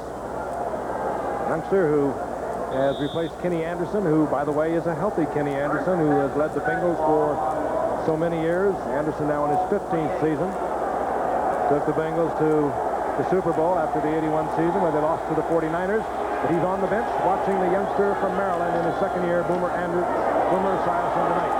That's Brooks for a couple out over the 30 to bring up 2nd and 8. Brian Hinkle on the stop defensively for the Steelers. Yeah, but Edmund Nelson made that play. He forced Brooks to the outside. Brooks wanted to carry that ball up the center of the line, but Nelson got good penetration. Pittsburgh 2-1 into the night. They beat Indianapolis 45-3, lost to Cleveland 17-7. They beat Houston 20-0, shutting them out. They've given up only 20 points thus far. They lead the league in so many categories defensively after 3. Esiason, he has a lot of room, and he can't get the first down. He steps out of bounds, short of the first down, out over the 35-yard line. It'll be 3rd down and 3. And let's take a look at the numbers. Time of possession weighing heavily in the favor of Pittsburgh, but that, of course, in the first quarter, and that changed dramatically as we went into the first half. Boomer Esiason was -4 in that first quarter. Got things together for 55 yards into the first half, and the balance between possession time a little more close. 3rd down and 3. Esiason on the shotgun. Alexander motions for the Bengals, and Esiason knew he was in trouble. Merriweather was in on the blitz, and there is a loss all the way back to the 32-yard line. Mike Merriweather, his 2nd sack of the night. He had 2 coming in. He had 15 a year ago. Watching 57, right side of your screen. Esiason, I think Joe might have been looking at Merriweather rather than the ball. Yeah, it could have been a combination of that plus a bad snap. The snap was low and to the outside. McAnally, in any event, on 4th down is in. Rick Woods, or the Louis Litz. They stay with Litz. They've been alternating through the evening. Good kick by McAnally. They'll take Litz all the way back to the 15-yard line. Flag is down. Litz somehow stays on his feet. Gets away from a few Bengals who scramble for the football. That is stripped from his arms. But again, that flag is down back near the 22-yard line. Referee once again tonight is Pat Haggerty. We're at Three Rivers Stadium in Pittsburgh. Sellout crowd. Number 36 on the run back. Todd Spencer is holding, and there is an injured Cincinnati Bengal. I think it's, well, we won't speculate. Yes, Kozerski. And the Steelers backed up by the penalty to their 12-yard line. So they'll have their first possession here in the second half. Mark Malone was 11 of 18, 175 yards, 1 touchdown, and 1 interception in the first half. He's back on first down. Fires complete to Stallworth, who's having a big night tonight. Cameron made the stop, but not until Stallworth makes the reception. 6 receptions now for John for 88 yards. Had an amazing year a year ago, and even at the advanced age of picking up right where he left off. you know, this pass is complete. The cornerback does a reasonable job staying close to John. He had one-on-one coverage, but they ran a nice play-action fake in there and held the linebackers, so the corner didn't get underneath help. First down and 10.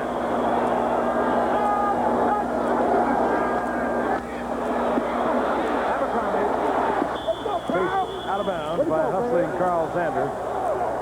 Rookie second-round draft pick out of Tennessee. Abercrombie got back to the line of scrimmage. That'll be a loss of about a yard. Bring up second down and 11. That is kind of interesting, and of course they had romped all over Indianapolis before we saw them 2 weeks ago, and they lost to Cleveland 17-7. He says there's not a lot of psychology in this game. And of course, they dropped Houston, shutting them out 20-0 last Sunday, and right now they're trailing Cincinnati 14-10. We're in the third quarter with a lot of time remaining. Second and 11. Malone gets away from the blitz and gets the completion. Malone gets away from Simpson, the linebacker. Louis Lips knew his quarterback was in trouble. He was on a deep route. He came back and gave the quarterback Malone an angle, and they get the reception, saving the sack. Now, this is really good coverage by Louis Breeden out here on Louis Lips. But, you know, when a quarterback buys time like this and Lips found out that the quarterback needed help, it's very difficult to cover him. So Malone avoids the sack. Lips and Malone team up for a 6-yard pickup. It'll be third down and 5. Luigi Thompson in, the third wide receiver, the big tall one from Florida State, number 87, is in the lineup for the Steelers. And again, there's movement. We'll wait to see if they were drawn off. Been a fired-up Cincinnati defense. They've been so maligned all over the nation, if you will, for the fact that they gave up so many points, 113 in the first 3 games. Encroachment, number 76, defense. And they call Glenn Collins. And the penalty will bring the Steelers very close to a first down. That's an awful feeling to come in off the bench in a nickel situation, a 4-man rush, you know, as Collins did, and then jump offside. Boy, he's got to feel like a louse right now.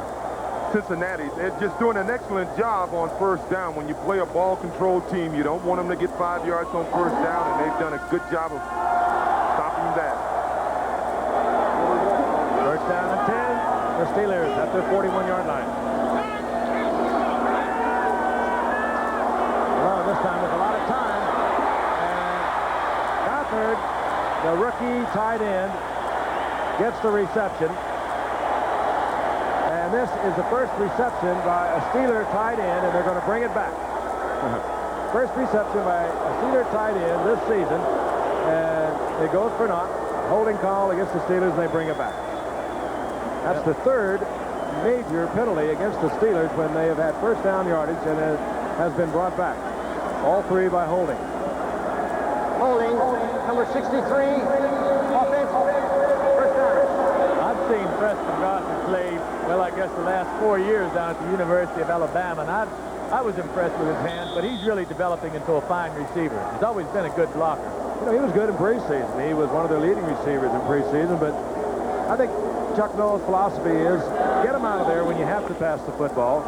Bring in Rich Ehrenberg, who works in a wingback position. He can block like a tight end if you have to on a blitz, or they can use him as a receiver in the pattern. He can do much more than the bigger tight end. First down and 20. Good pass. That was not handled by Louis Lips. Louis Breeden again with good coverage.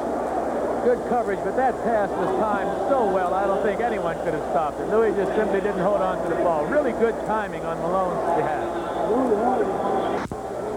Second down now and 20. And good timing, I guess, on Louis' behalf, too, huh? It takes 2 to tango.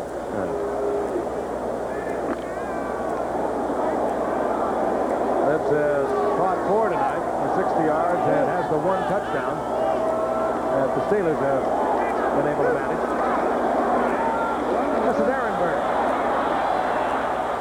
And once again, we see the conservative tactics. Don't turn it over. They'll try to, on second down and long yardage, to get half of it back or close to half of the back, and they get very close to it, so now they have a third down and about 11. That's much better to deal with that than a third down and 20. Let's pause 5 seconds now and allow our stations to identify themselves. Channel 4, WTAE-TV, Pittsburgh. Joe Namath and O.J. Simpson. The Pittsburgh Steelers, the Cincinnati Bengals. The Steelers are trailing the Bengals 14-10. Third down and 11. Mark Malone, the quarterback, is back.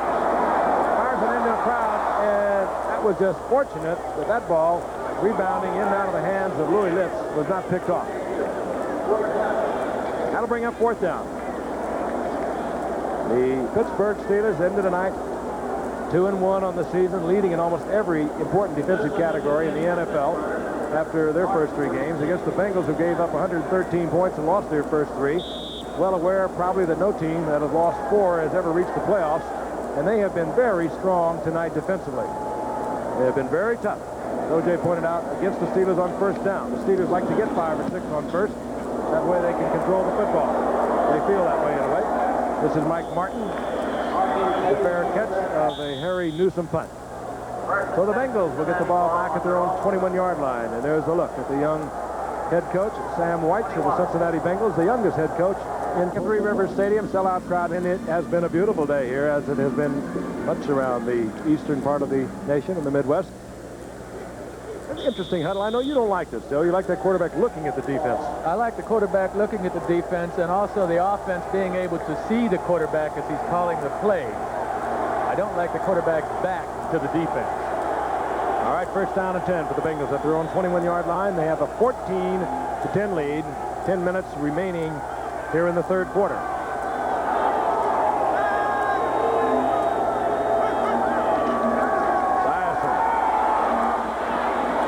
Southpaw gets it out to the big fullback, Charles Alexander. Alexander gets 4 out of it. It'll bring up second down and 6. Donnie Shell on the stop.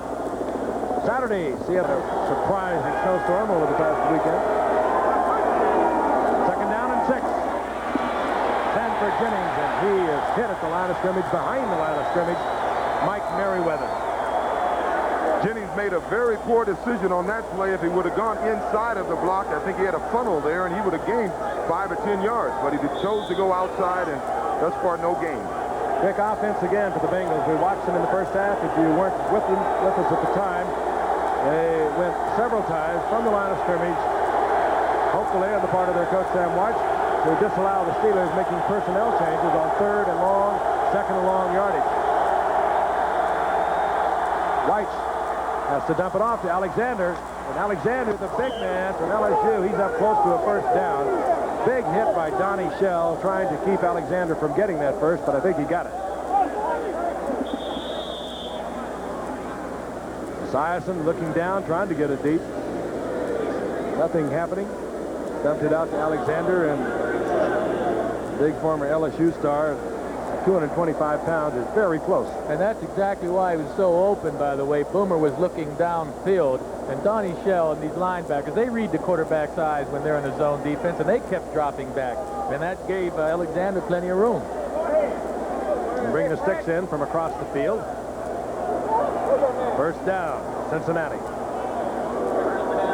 There's Sam White. And off to an 0-5 start in his first year last year.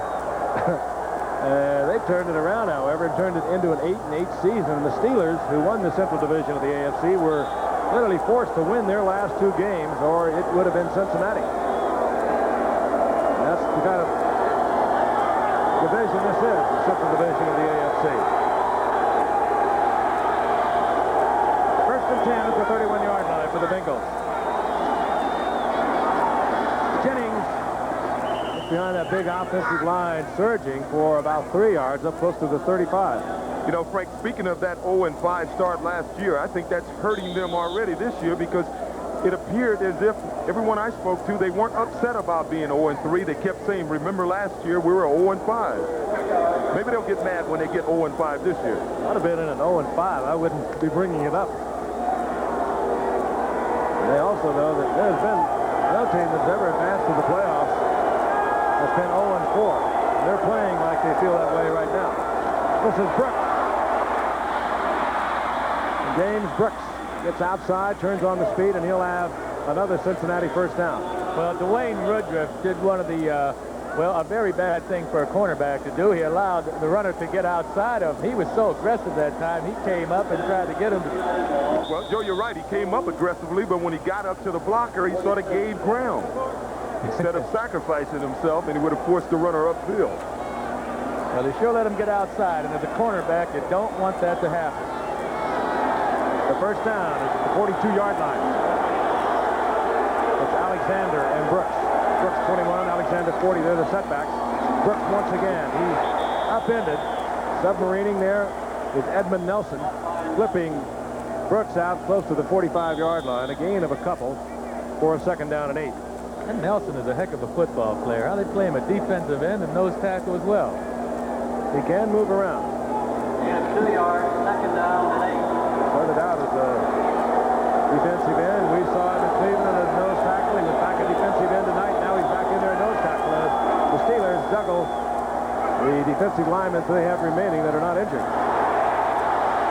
Second and long, and it goes to Alexander, and he'll have yet another Bengal first down at the 43-yard line of the Steelers. Hit there by Harvey Clayton. 13-yard pickup now for Alexander. Alexander going most of the way tonight at the running back spot because of the broken hand Larry Kinnebrew suffered. He regularly would be in there as a starting setback. 43-yard line, first and 10.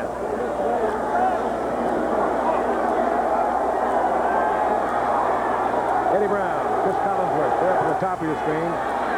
Collinsworth, of course, the veteran. Eddie Brown, they expect great things from him, the rookie from Miami.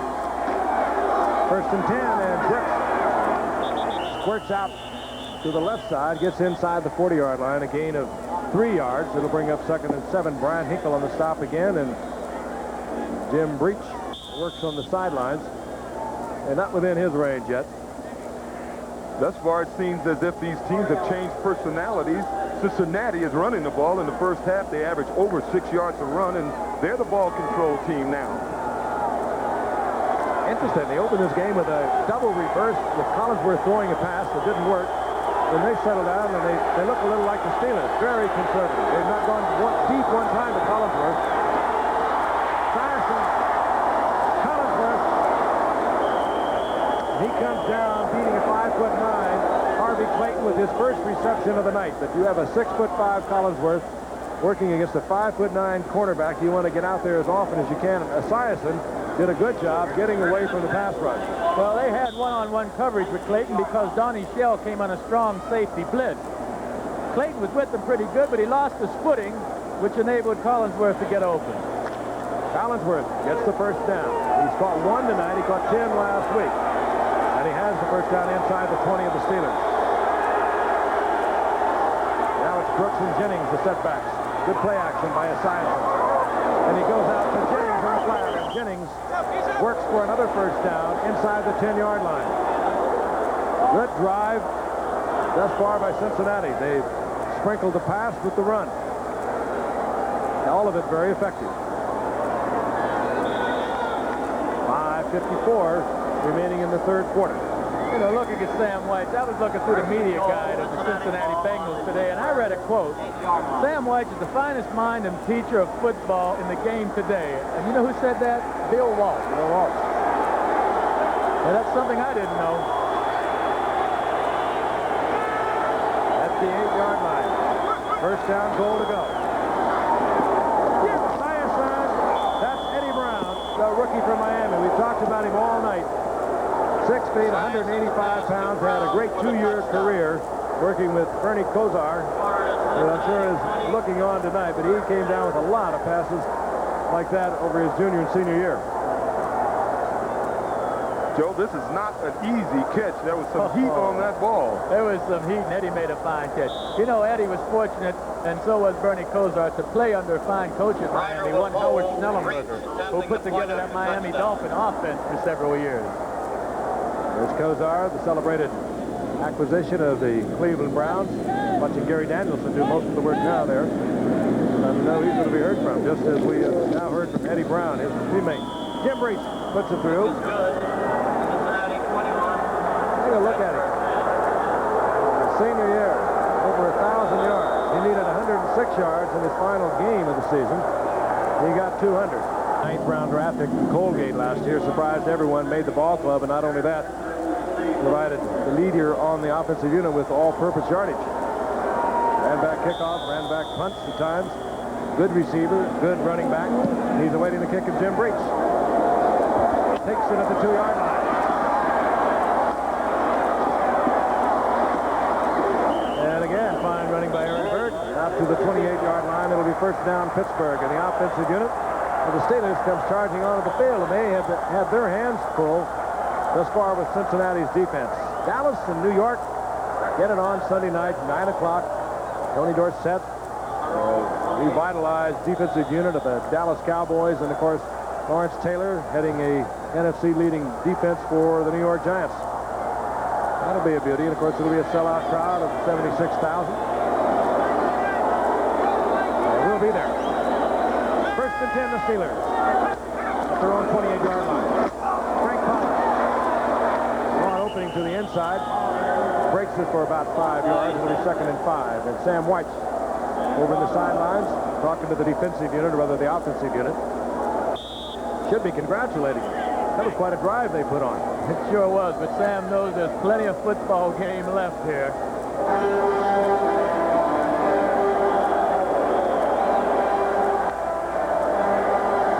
Steelers inside their 34-yard line, second and 5.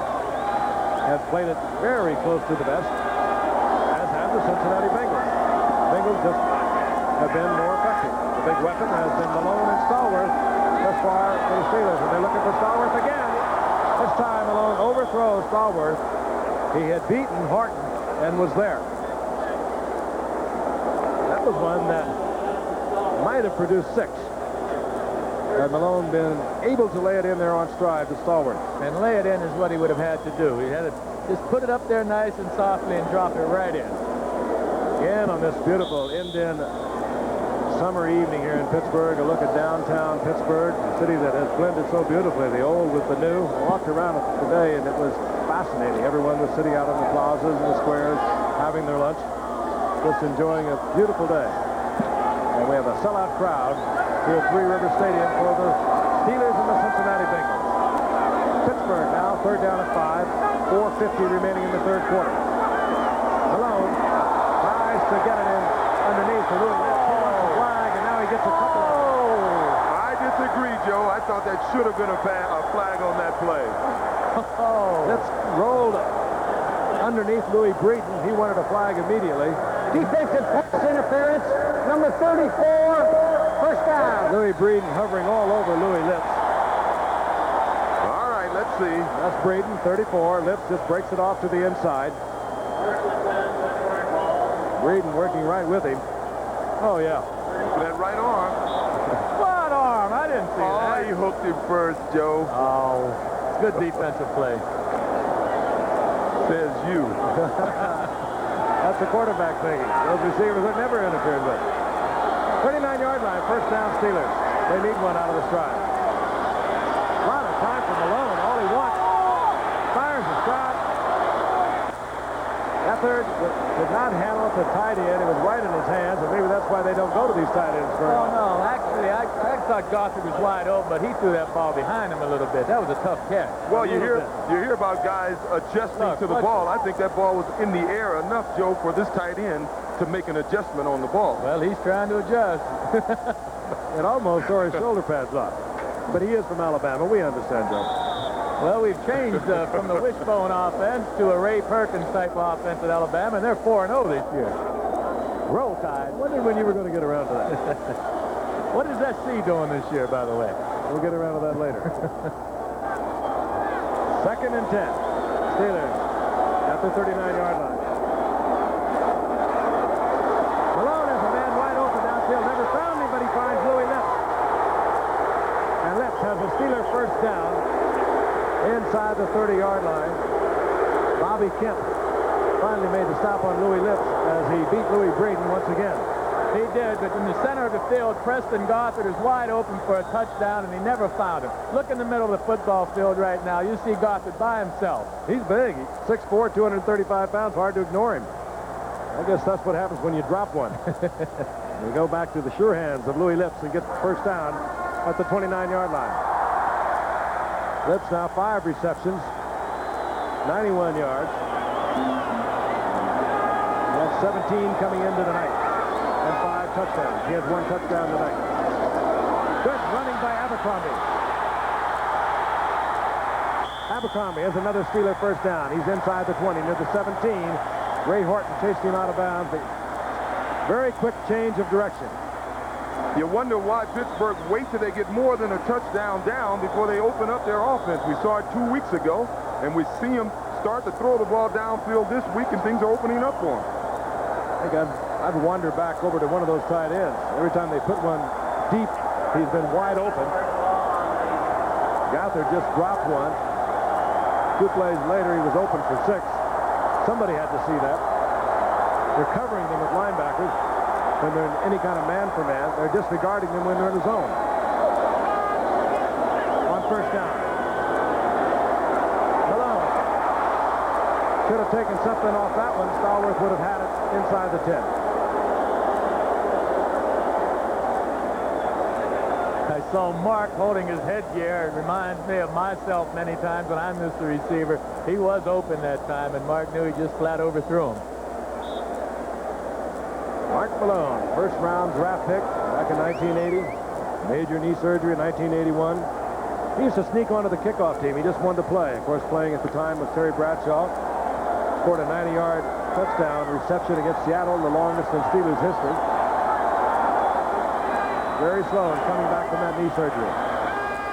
Seemingly has it all together. Malone on 2nd and 10. Got him. Stallworth. Yes. Just like the touchdown pass earlier to Louis Lips. A timing pattern, get outside the defensive back, who really is caught in a bind. This time it was a 6'2" Stallworth working against a 5'11" Ray Horton. Stallworth, 3rd touchdown of the season. And again, a well-thrown ball. If we look at it from the reverse angle, you see it so much better from this side. What an effort on the part of Stallworth. He's made that effort all through the night, now in his 12th year. Holder practically all of the Steeler reception records. As Anderson stops it through the uprights. And the Steelers draw close. They trail by 4, 21-17. We'll be back at Three River Stadium in a moment. Talking with John Stallworth on the sidelines. That's the offensive unit. Gathered together there on the sidelines. Meanwhile, deep for Cincinnati, Stanford Jennings, number 36, Mike Martin, number 88. Gary Anderson, who regularly puts it in the end zone, has done so twice tonight. Mike Martin has on each occasion brought it out. And he puts it in deep this time, and Mike Martin, I'm sure, will stay there, and he does. Another valuable asset on the part of Gary Anderson. Let's look at that touchdown pass. Malone to Stallworth once again. Really puts the defensive cornerback in a bind. The receiver getting outside of him. He has to look back. And we've seen so many of the good receivers, they just pretend like that ball isn't coming until the last second. Stallworth making sure he's on the outside of it. And there just was not a whole lot that could be done by the cornerback, Ray Horton. Crowd getting into it now for the Steelers. They want the defense to show some of that #1 of the league kind of defense.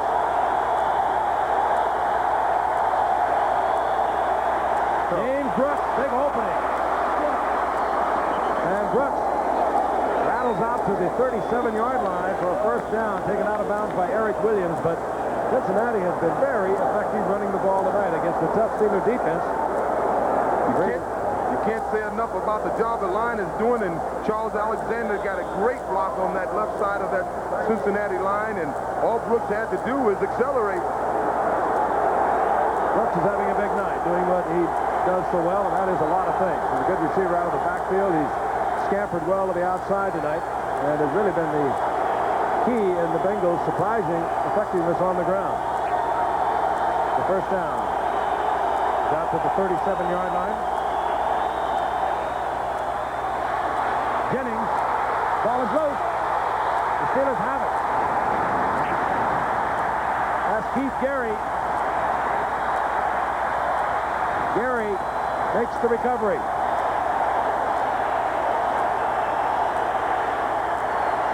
There's Gary. First round draft pick back in '81. Spent a couple of years up in Canada. Came back last year. Might be the most effective pass rusher they have at the moment. But he gets the fumble recovery. And the Steelers have good field position at the 42 of the Bengals. It's an I formation counter play. The play is set up beautifully, but he got the ball stripped from him as he was trying to change hands with the ball. As Donnie Shell was blocked, he swung his arm around, and I think that might have even accidentally knocked the ball loose. On first down, Malone looks deep and checks off to Abercrombie. And Abercrombie goes down in the arms of Bobby Kemp. There's Keith Gary. Good pass rusher. He almost missed tonight's game because of a knee. And there, of course, is Stanford Jennings, who had the ball knocked out of his arms by Donnie Shell. Abercrombie got 3, so it'll be second down and 7. The ball near the 39-yard line of the Bengals. With more than 3 minutes remaining in the third quarter. Two Central Division rivals of the AFC getting it on tonight here at Three River Stadium. Malone. Screen to Pollard, and is it ever there? Pollard with good running, adds a little more and moves inside the 20-yard line. 21-yard pickup. Beautifully set up play. See it, the lineman's job, of course, bunt those on-rushing defensive linemen, make him think it's pass, get the penetration, and slide out in front of the running back, and they do it beautifully. Racing downfield is Ray Penny, number 65, who just returned at the start of this season. After a couple of years in the USFL, he gets the block. Pollard does the rest. Gets the first down at the 18-yard line of the Cincinnati Bengals. Bengals leading at the moment, 21-17.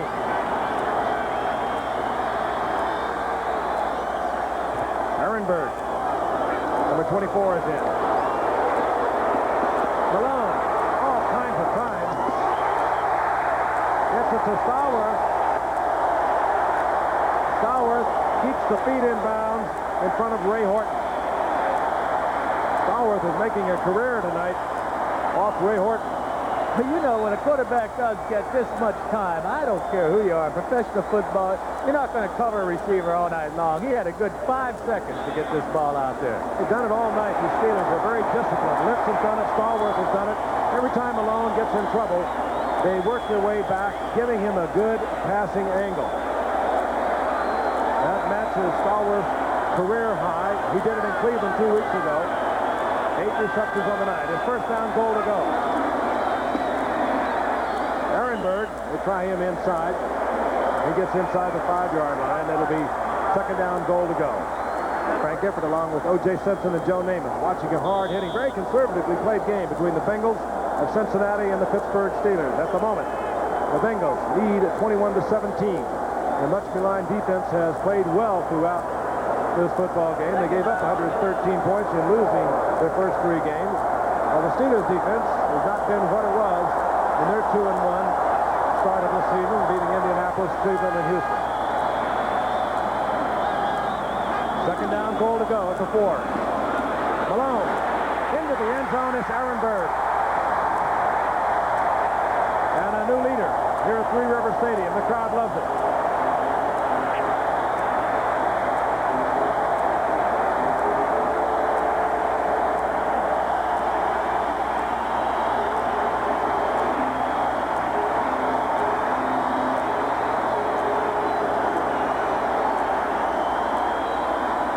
Selling the stadium out since 1972. That was the year.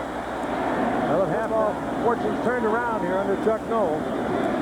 We talked about the turnovers, how they hurt you at halftime, and again, they come back to haunt you. Anderson drills it through. Of course, coming after a fumble by Stanford Jennings and a recovery by Keith Gary. Look at it again. Aaron Burns right on the left side of your screen. He just run a little circle around there. Little quick fake to the outside. Left the defender just standing there and was wide open. That kid has a lot of talent. They got him in the 9th round out of Colgate. As you can see, he has one-on-one coverage. He's been covered by a defensive back on the play. But the kid is pretty good in there close. That's Malone's 11th touchdown. And he's leading the National Football League at the moment. Cincinnati Bengals all got together over the sideline. They're a little late coming back out. Chuck Noll has watched the Steelers come from behind to take a 24-21 lead with 2 minutes remaining here in the 3rd quarter. You know, coming into this game, Mark Malone played against Cincinnati twice. He threw one touchdown pass and had 5 interceptions. And this is the kickoff. Mike Mark on the goal line.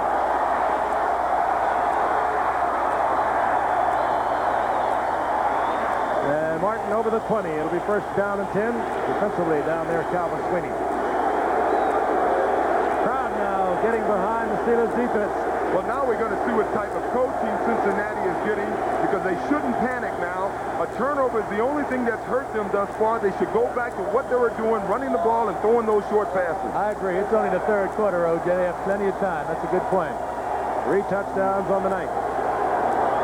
Louis Litz caught the first one. Then it was John Stallworth, and then it was Rich Ehrenberg, and Mark Malone has a quarter to go. The crowd letting the Bengals know why they're here. James Brooks. He was picked up deep in the backfield, and then David Little made the stop. Right at the line of scrimmage. Well, they are fired up now. David Little is a very emotional player. He's playing in some big footsteps, a spot that Jack Lambert has vacated, but he played there last year, starting most of the games, as Jack Lambert, with that dislocated big toe, just never could come back. Retired this year. They're very fortunate to have a David Little to replace Jack Lambert. 2nd and 10. Esiason. And Hinkle tried to get in front of James Brooks. He would have had a shot at the goal line. Brooks played it very well also, making sure that Hinkle did not get the interception. Now the Bengals want to go without the huddle once again, trying to catch the Steelers before they can change personnel. It's worked a couple of times, but this time it hurts them, and a flag is down. I think there was movement. They have to be set that full count before you can snap the ball. On that play, it appeared as if they knew what the second play was, but the players didn't get set soon enough.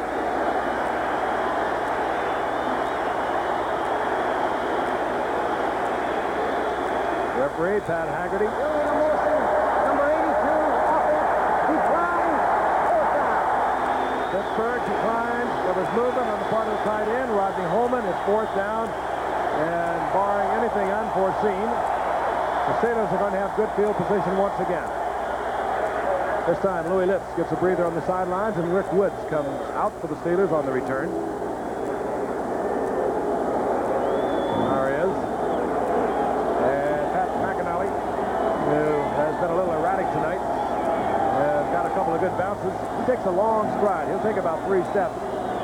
And the Steelers, I feel, quite confident. They feel they can block it.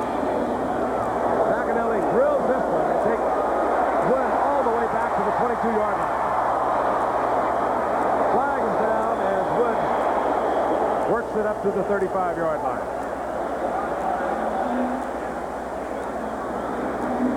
Joe, now let's see if Pittsburgh keeps a wide open offense, or do they go back to playing conservatively? Well, I sure hope they don't get conservative Billy, again. this is the hand.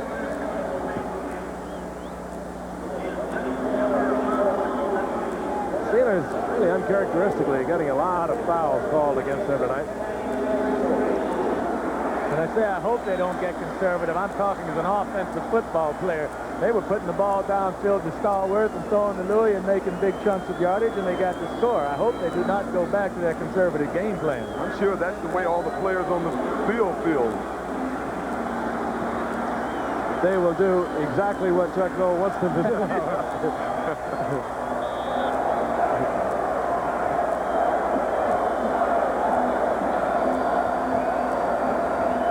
Mark Malone now has hit for a high of 290 yards. He had 287 against Indianapolis opening day in a 45-3 romp over the Colts. That was his career best. He has topped that here tonight. And he still has the fourth quarter.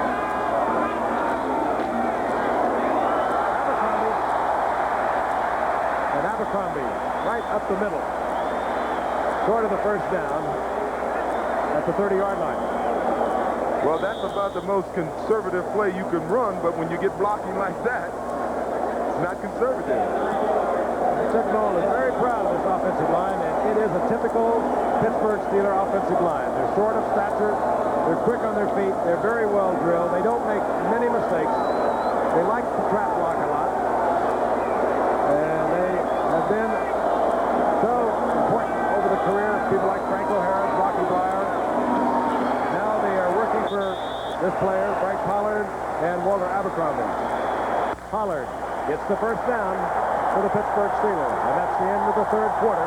We'll be back with fourth quarter action. Miami, but they did get to the AFC Championship game a year ago, and a year that everyone considered was a rebuilding year. They are much more solid this year.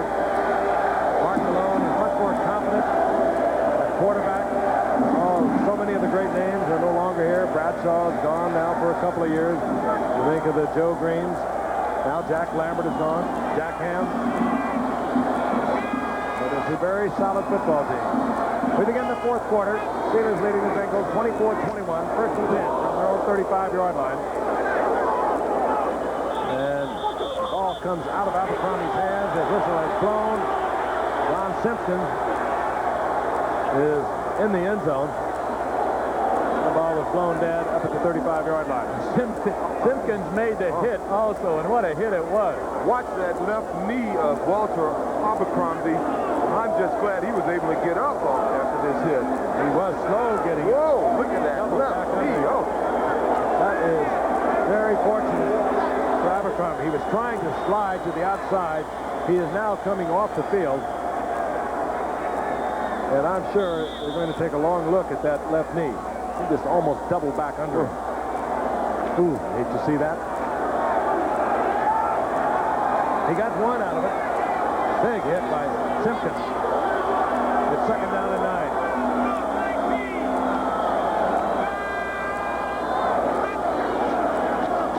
Pollard. Flag is down as Pollard works to the 38-yard line. Gain of about 3, but the flag is down. And once again holding against the Steelers. So many times tonight. I want to remind you later tonight on Nightline, Boglan was holding for the Steelers, and they'll be backed up as we look at Abercrombie being worked on the sideline. So it'll be second down and 20 for the Steelers. Pittsburgh has been penalized 9 times tonight for 75 yards. And they have come at some very tough spots after big first down plays. Second and 20. Out of time for Malone. It's Stallworth. Gets a bunch of the back up to the 40. And he'll leave Malone in a rather comfortable third down and 5. Comfortable considering where he could have been had there been the incompletion. Pittsburgh, they must be licking their chops every time they line up like that and they see Stallworth one-on-one on Breeden. That time he had Ray Harton, but he's one-on-one in the night that he's having tonight, Joe. I don't think I'd force any of my defensive backs to try to cover him one-on-one. Right, the timing, too, between Stallworth and Malone was excellent again. Third down and 5.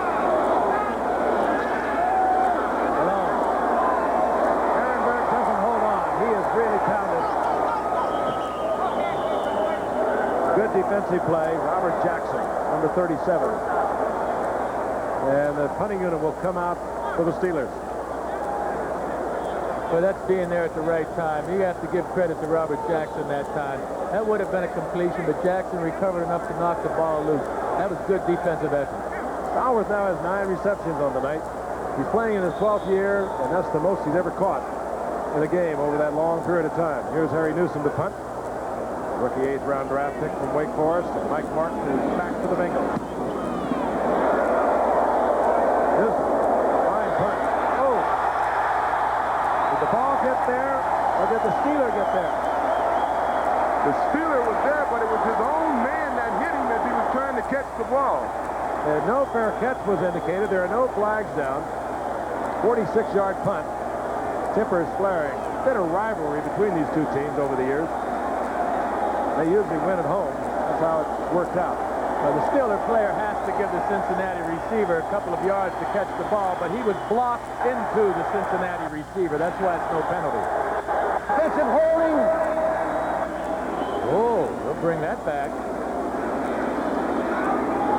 Flag is down way upfield at the line of scrimmage. We didn't see that flag. They can punt it again. Pat Haggerty, once again, now he wants to talk it over.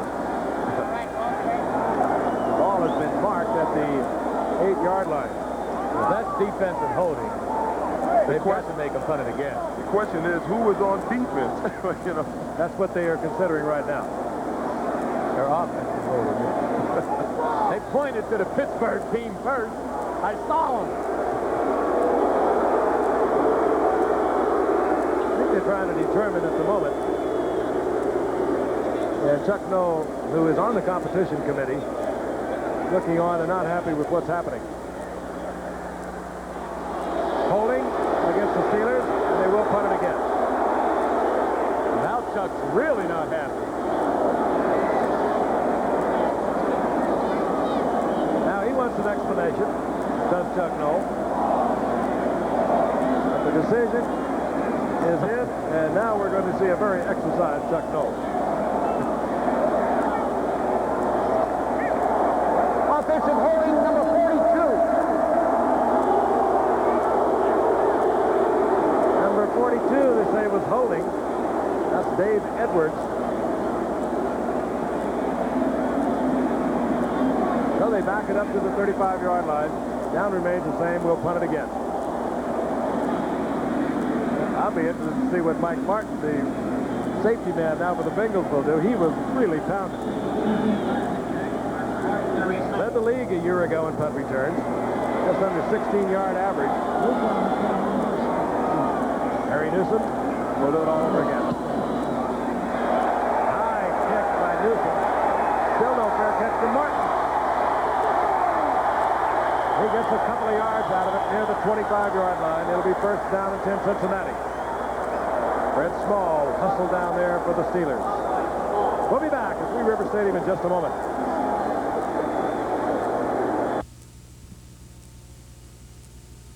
And a promotion will be paid by United Airlines. As the blitz was coming on the part of Cincinnati, Horton was on Stallworth. Number 74, still first down. And Breeden, who was just indicated as the guilty Cincinnati Bengal, was man for man on Louis Lips. it's interesting. Number 24, Rich Ehrenberg, is in the game, and he's normally not playing on first down. First and 10. After the foul, the ball at the 48-yard line of the Steelers. Ehrenberg reverses. Swings back there, and they bobble it. And it's picked off. Reggie Williams. That was to be passed back by Stallworth to Mark Malone. Going deep downfield was Gothard. Actually, Frank, I think they wanted to throw the ball to Rich Ehrenberg because as he handed the ball off, he started trotting, then he took off down the far sideline, and he was all by himself. Here is Louis Lips. Fakes it upfield. Comes back. Bobble it right there. Tried to get it to Malone. Gothard was deep downfield. Ehrenberg and Gothard were both open. So the Bengals get it back at the 34-yard line. And here he is, one of the fine gentlemen to play this game. I'd like to talk about him a little later on. He's a remarkable personal life. Esiason. First down. Wide open field. Esiason hit by Hinkle, but not until Esiason moves inside the 30-yard line. A gain of 3. And Reggie Williams, I had the pleasure of presenting him with an award given by his peers, really the NFL Players Association of Chicago. They call it the Byron Whizzer White Award, and it goes annually to a player or players who do so much work in their community. This young man is really amazing. He's very involved with more of those stories and some of the other stories we hear and read about. Second down and 7. Esiason back again. And hustling back there was the man we talked about all night long, Mike Merriweather. We had him working underneath Chris Collinsworth. And he just about got the interception. I don't know how Merriweather got there, but it's a good thing he was there because Collinsworth had no one behind him. Can't believe they were single covering him with Merriweather, but I'm sure they didn't intend to, but Merriweather made a great play. Had to be a busted coverage. It just had to be a busted coverage.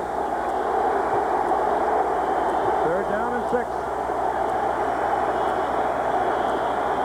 Noise is deafening. Quarterback doesn't want to take a loss here. If anything, throw the ball away to keep him in field goal range. They're just barely in field goal range. Steelers up on the blitz, wide open. And that is Eddie Brown. And yes, he has the ball, stayed in bounds. 5-yard line, it will be first down, goal to go. Good read by Esiason. He knew the blitz was coming. He knew Brown would have one-on-one coverage, and he put it right on the mark. You get that blitz, you want to get to that deep man, and there he is, the single coverage. Sam Washington was trying to cover, but the speedy Eddie Brown, the rookie first-round draft pick, was there. Made a very nice adjustment on the ball. The ball was a little short and behind him, and he just faded back, and that's what I was talking about earlier, about adjusting to the ball. First down, goal to go. Big Dave Remington, number 52, turned around. I'm sure it wasn't. Now they want to stop it. Remington was messed up apparently on the count or the play. And so Boomer Esiason, I think very wisely, uses a timeout. Something was fouled up down here, and he didn't want to blow the play, didn't want to get a penalty. He's bucks already. First down, goal to go, the Bengals. They trail 24-21, 9:48 remaining in the game. Alexander and the Steelers close it down. There was a bit of a gap. They shut it off. And Alexander works for about 1. As a matter of fact, they mark it right at the line of scrimmage. This is where they could really use the injured Larry Kennebrew. 250-pounder that ordinarily would be in there when they get down close, but he has a broken left hand. Could not go tonight. He went on the injured reserve. Joe, you're absolutely right. They have number 75, Bruce Reimers, playing tight end. He weighs 280 pounds. Brooks is in motion. Wide open, the back of the end zone. It's Rodney Holman, his second touchdown of the night, his third reception of the season. And a seesaw game. Cincinnati back out in front once more. Take a look at him again, number 82. Well, he's one of the only eligible receivers on that side of the line of scrimmage, and it must be obviously a blown coverage. Well, the other tight end was Brian Blados, normally the offensive left guard. So they did blow the coverage. It's amazing how these turnovers can turn a game around or make the game go back and forth. Jim Breach for the conversion.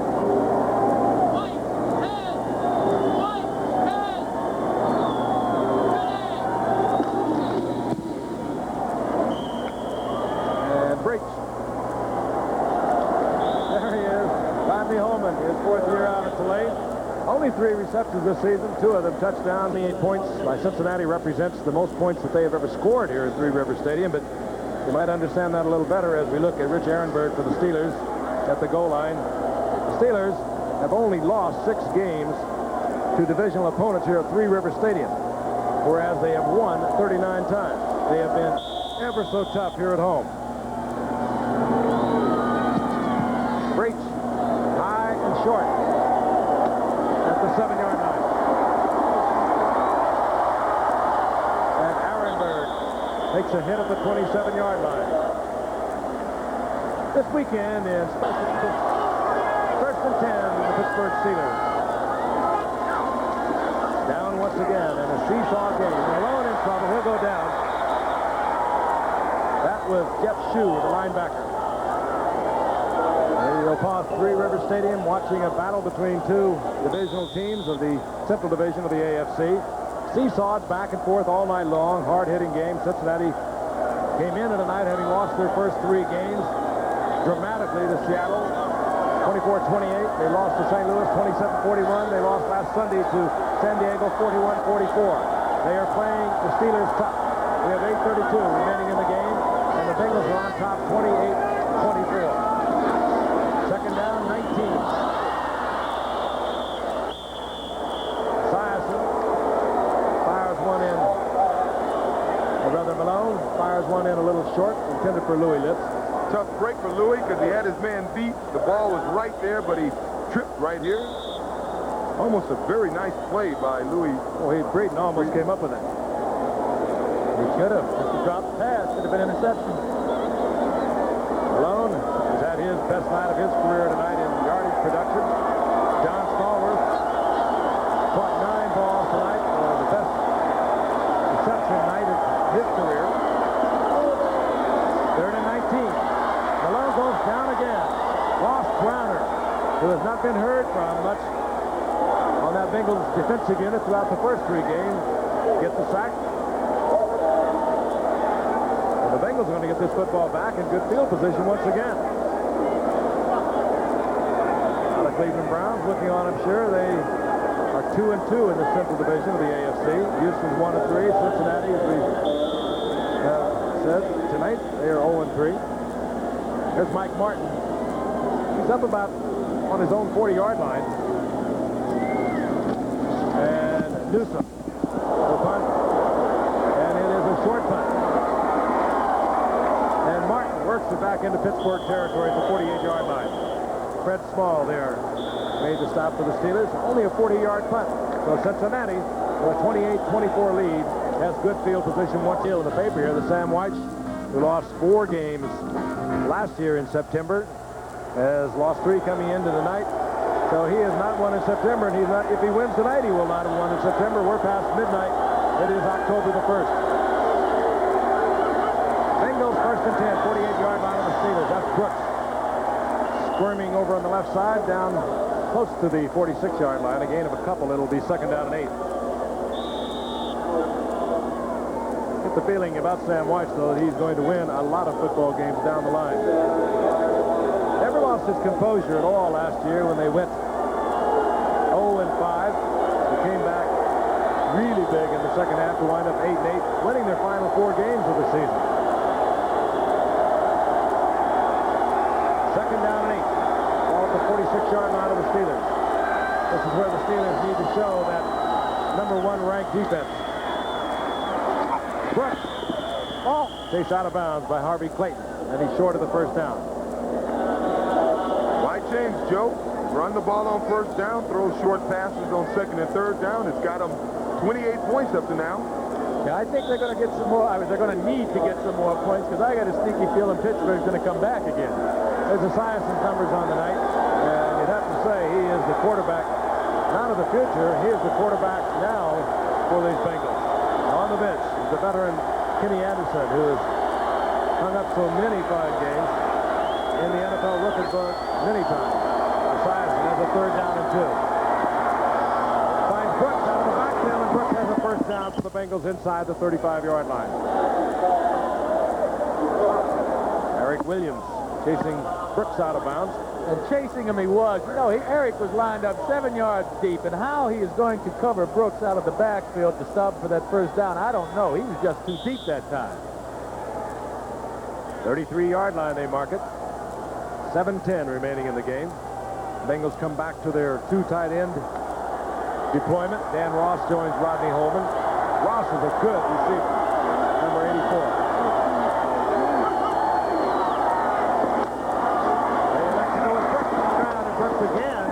Turns the corner out on that right side and gets good yardage down to the 25-yard line. I am surprised because it's absolutely no secret what Cincinnati is doing. On first down, they've run the ball virtually every time, and it's surprising that Pittsburgh can't stop that. Cincinnati Bengals have another drive going. They have a 2nd down and 2. This drive began inside Pittsburgh territory. This is the 4th time they've begun drives inside Pittsburgh territory. The other 3 times, they've taken it in for touchdowns. And they're threatening to move it in once again.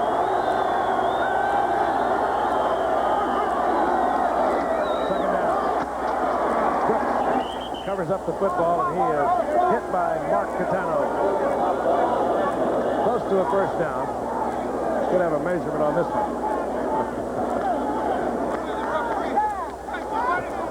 No measurement.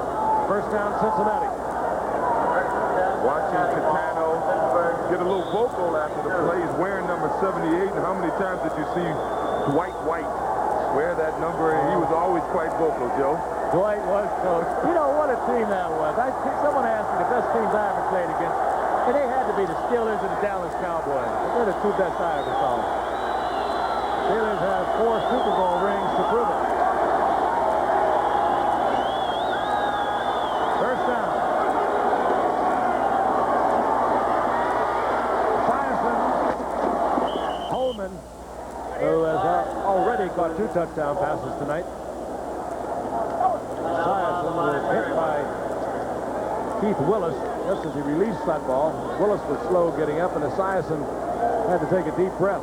Hey, I just got a brain flash. When I said the 2 best teams ever, I forgot about the 17-0 Miami Dolphins. Couldn't be any better than that bunch, huh? Could not. There was a gain of 6, a 2nd down and 4.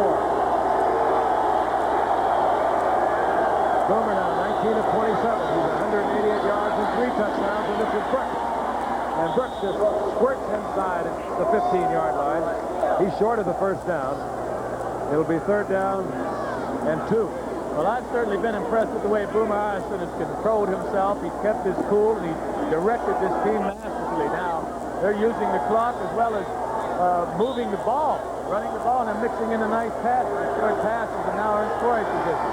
Boomer's doing a heck of a job.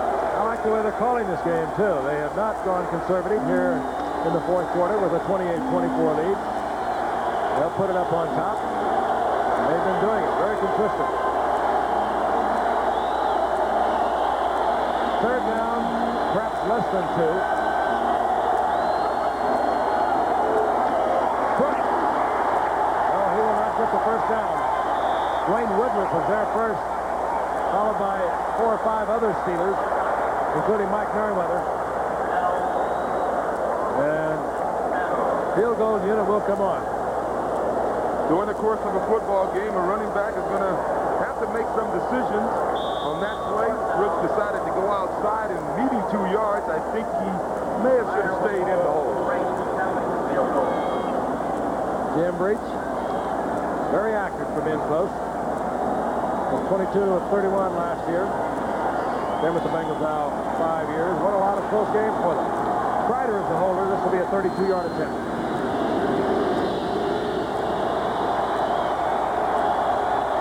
This to extend the Bengals lead to 7 points. So the Bengals now have a 7-point lead. We have 4:27 remaining in the game. Jim Breach putting it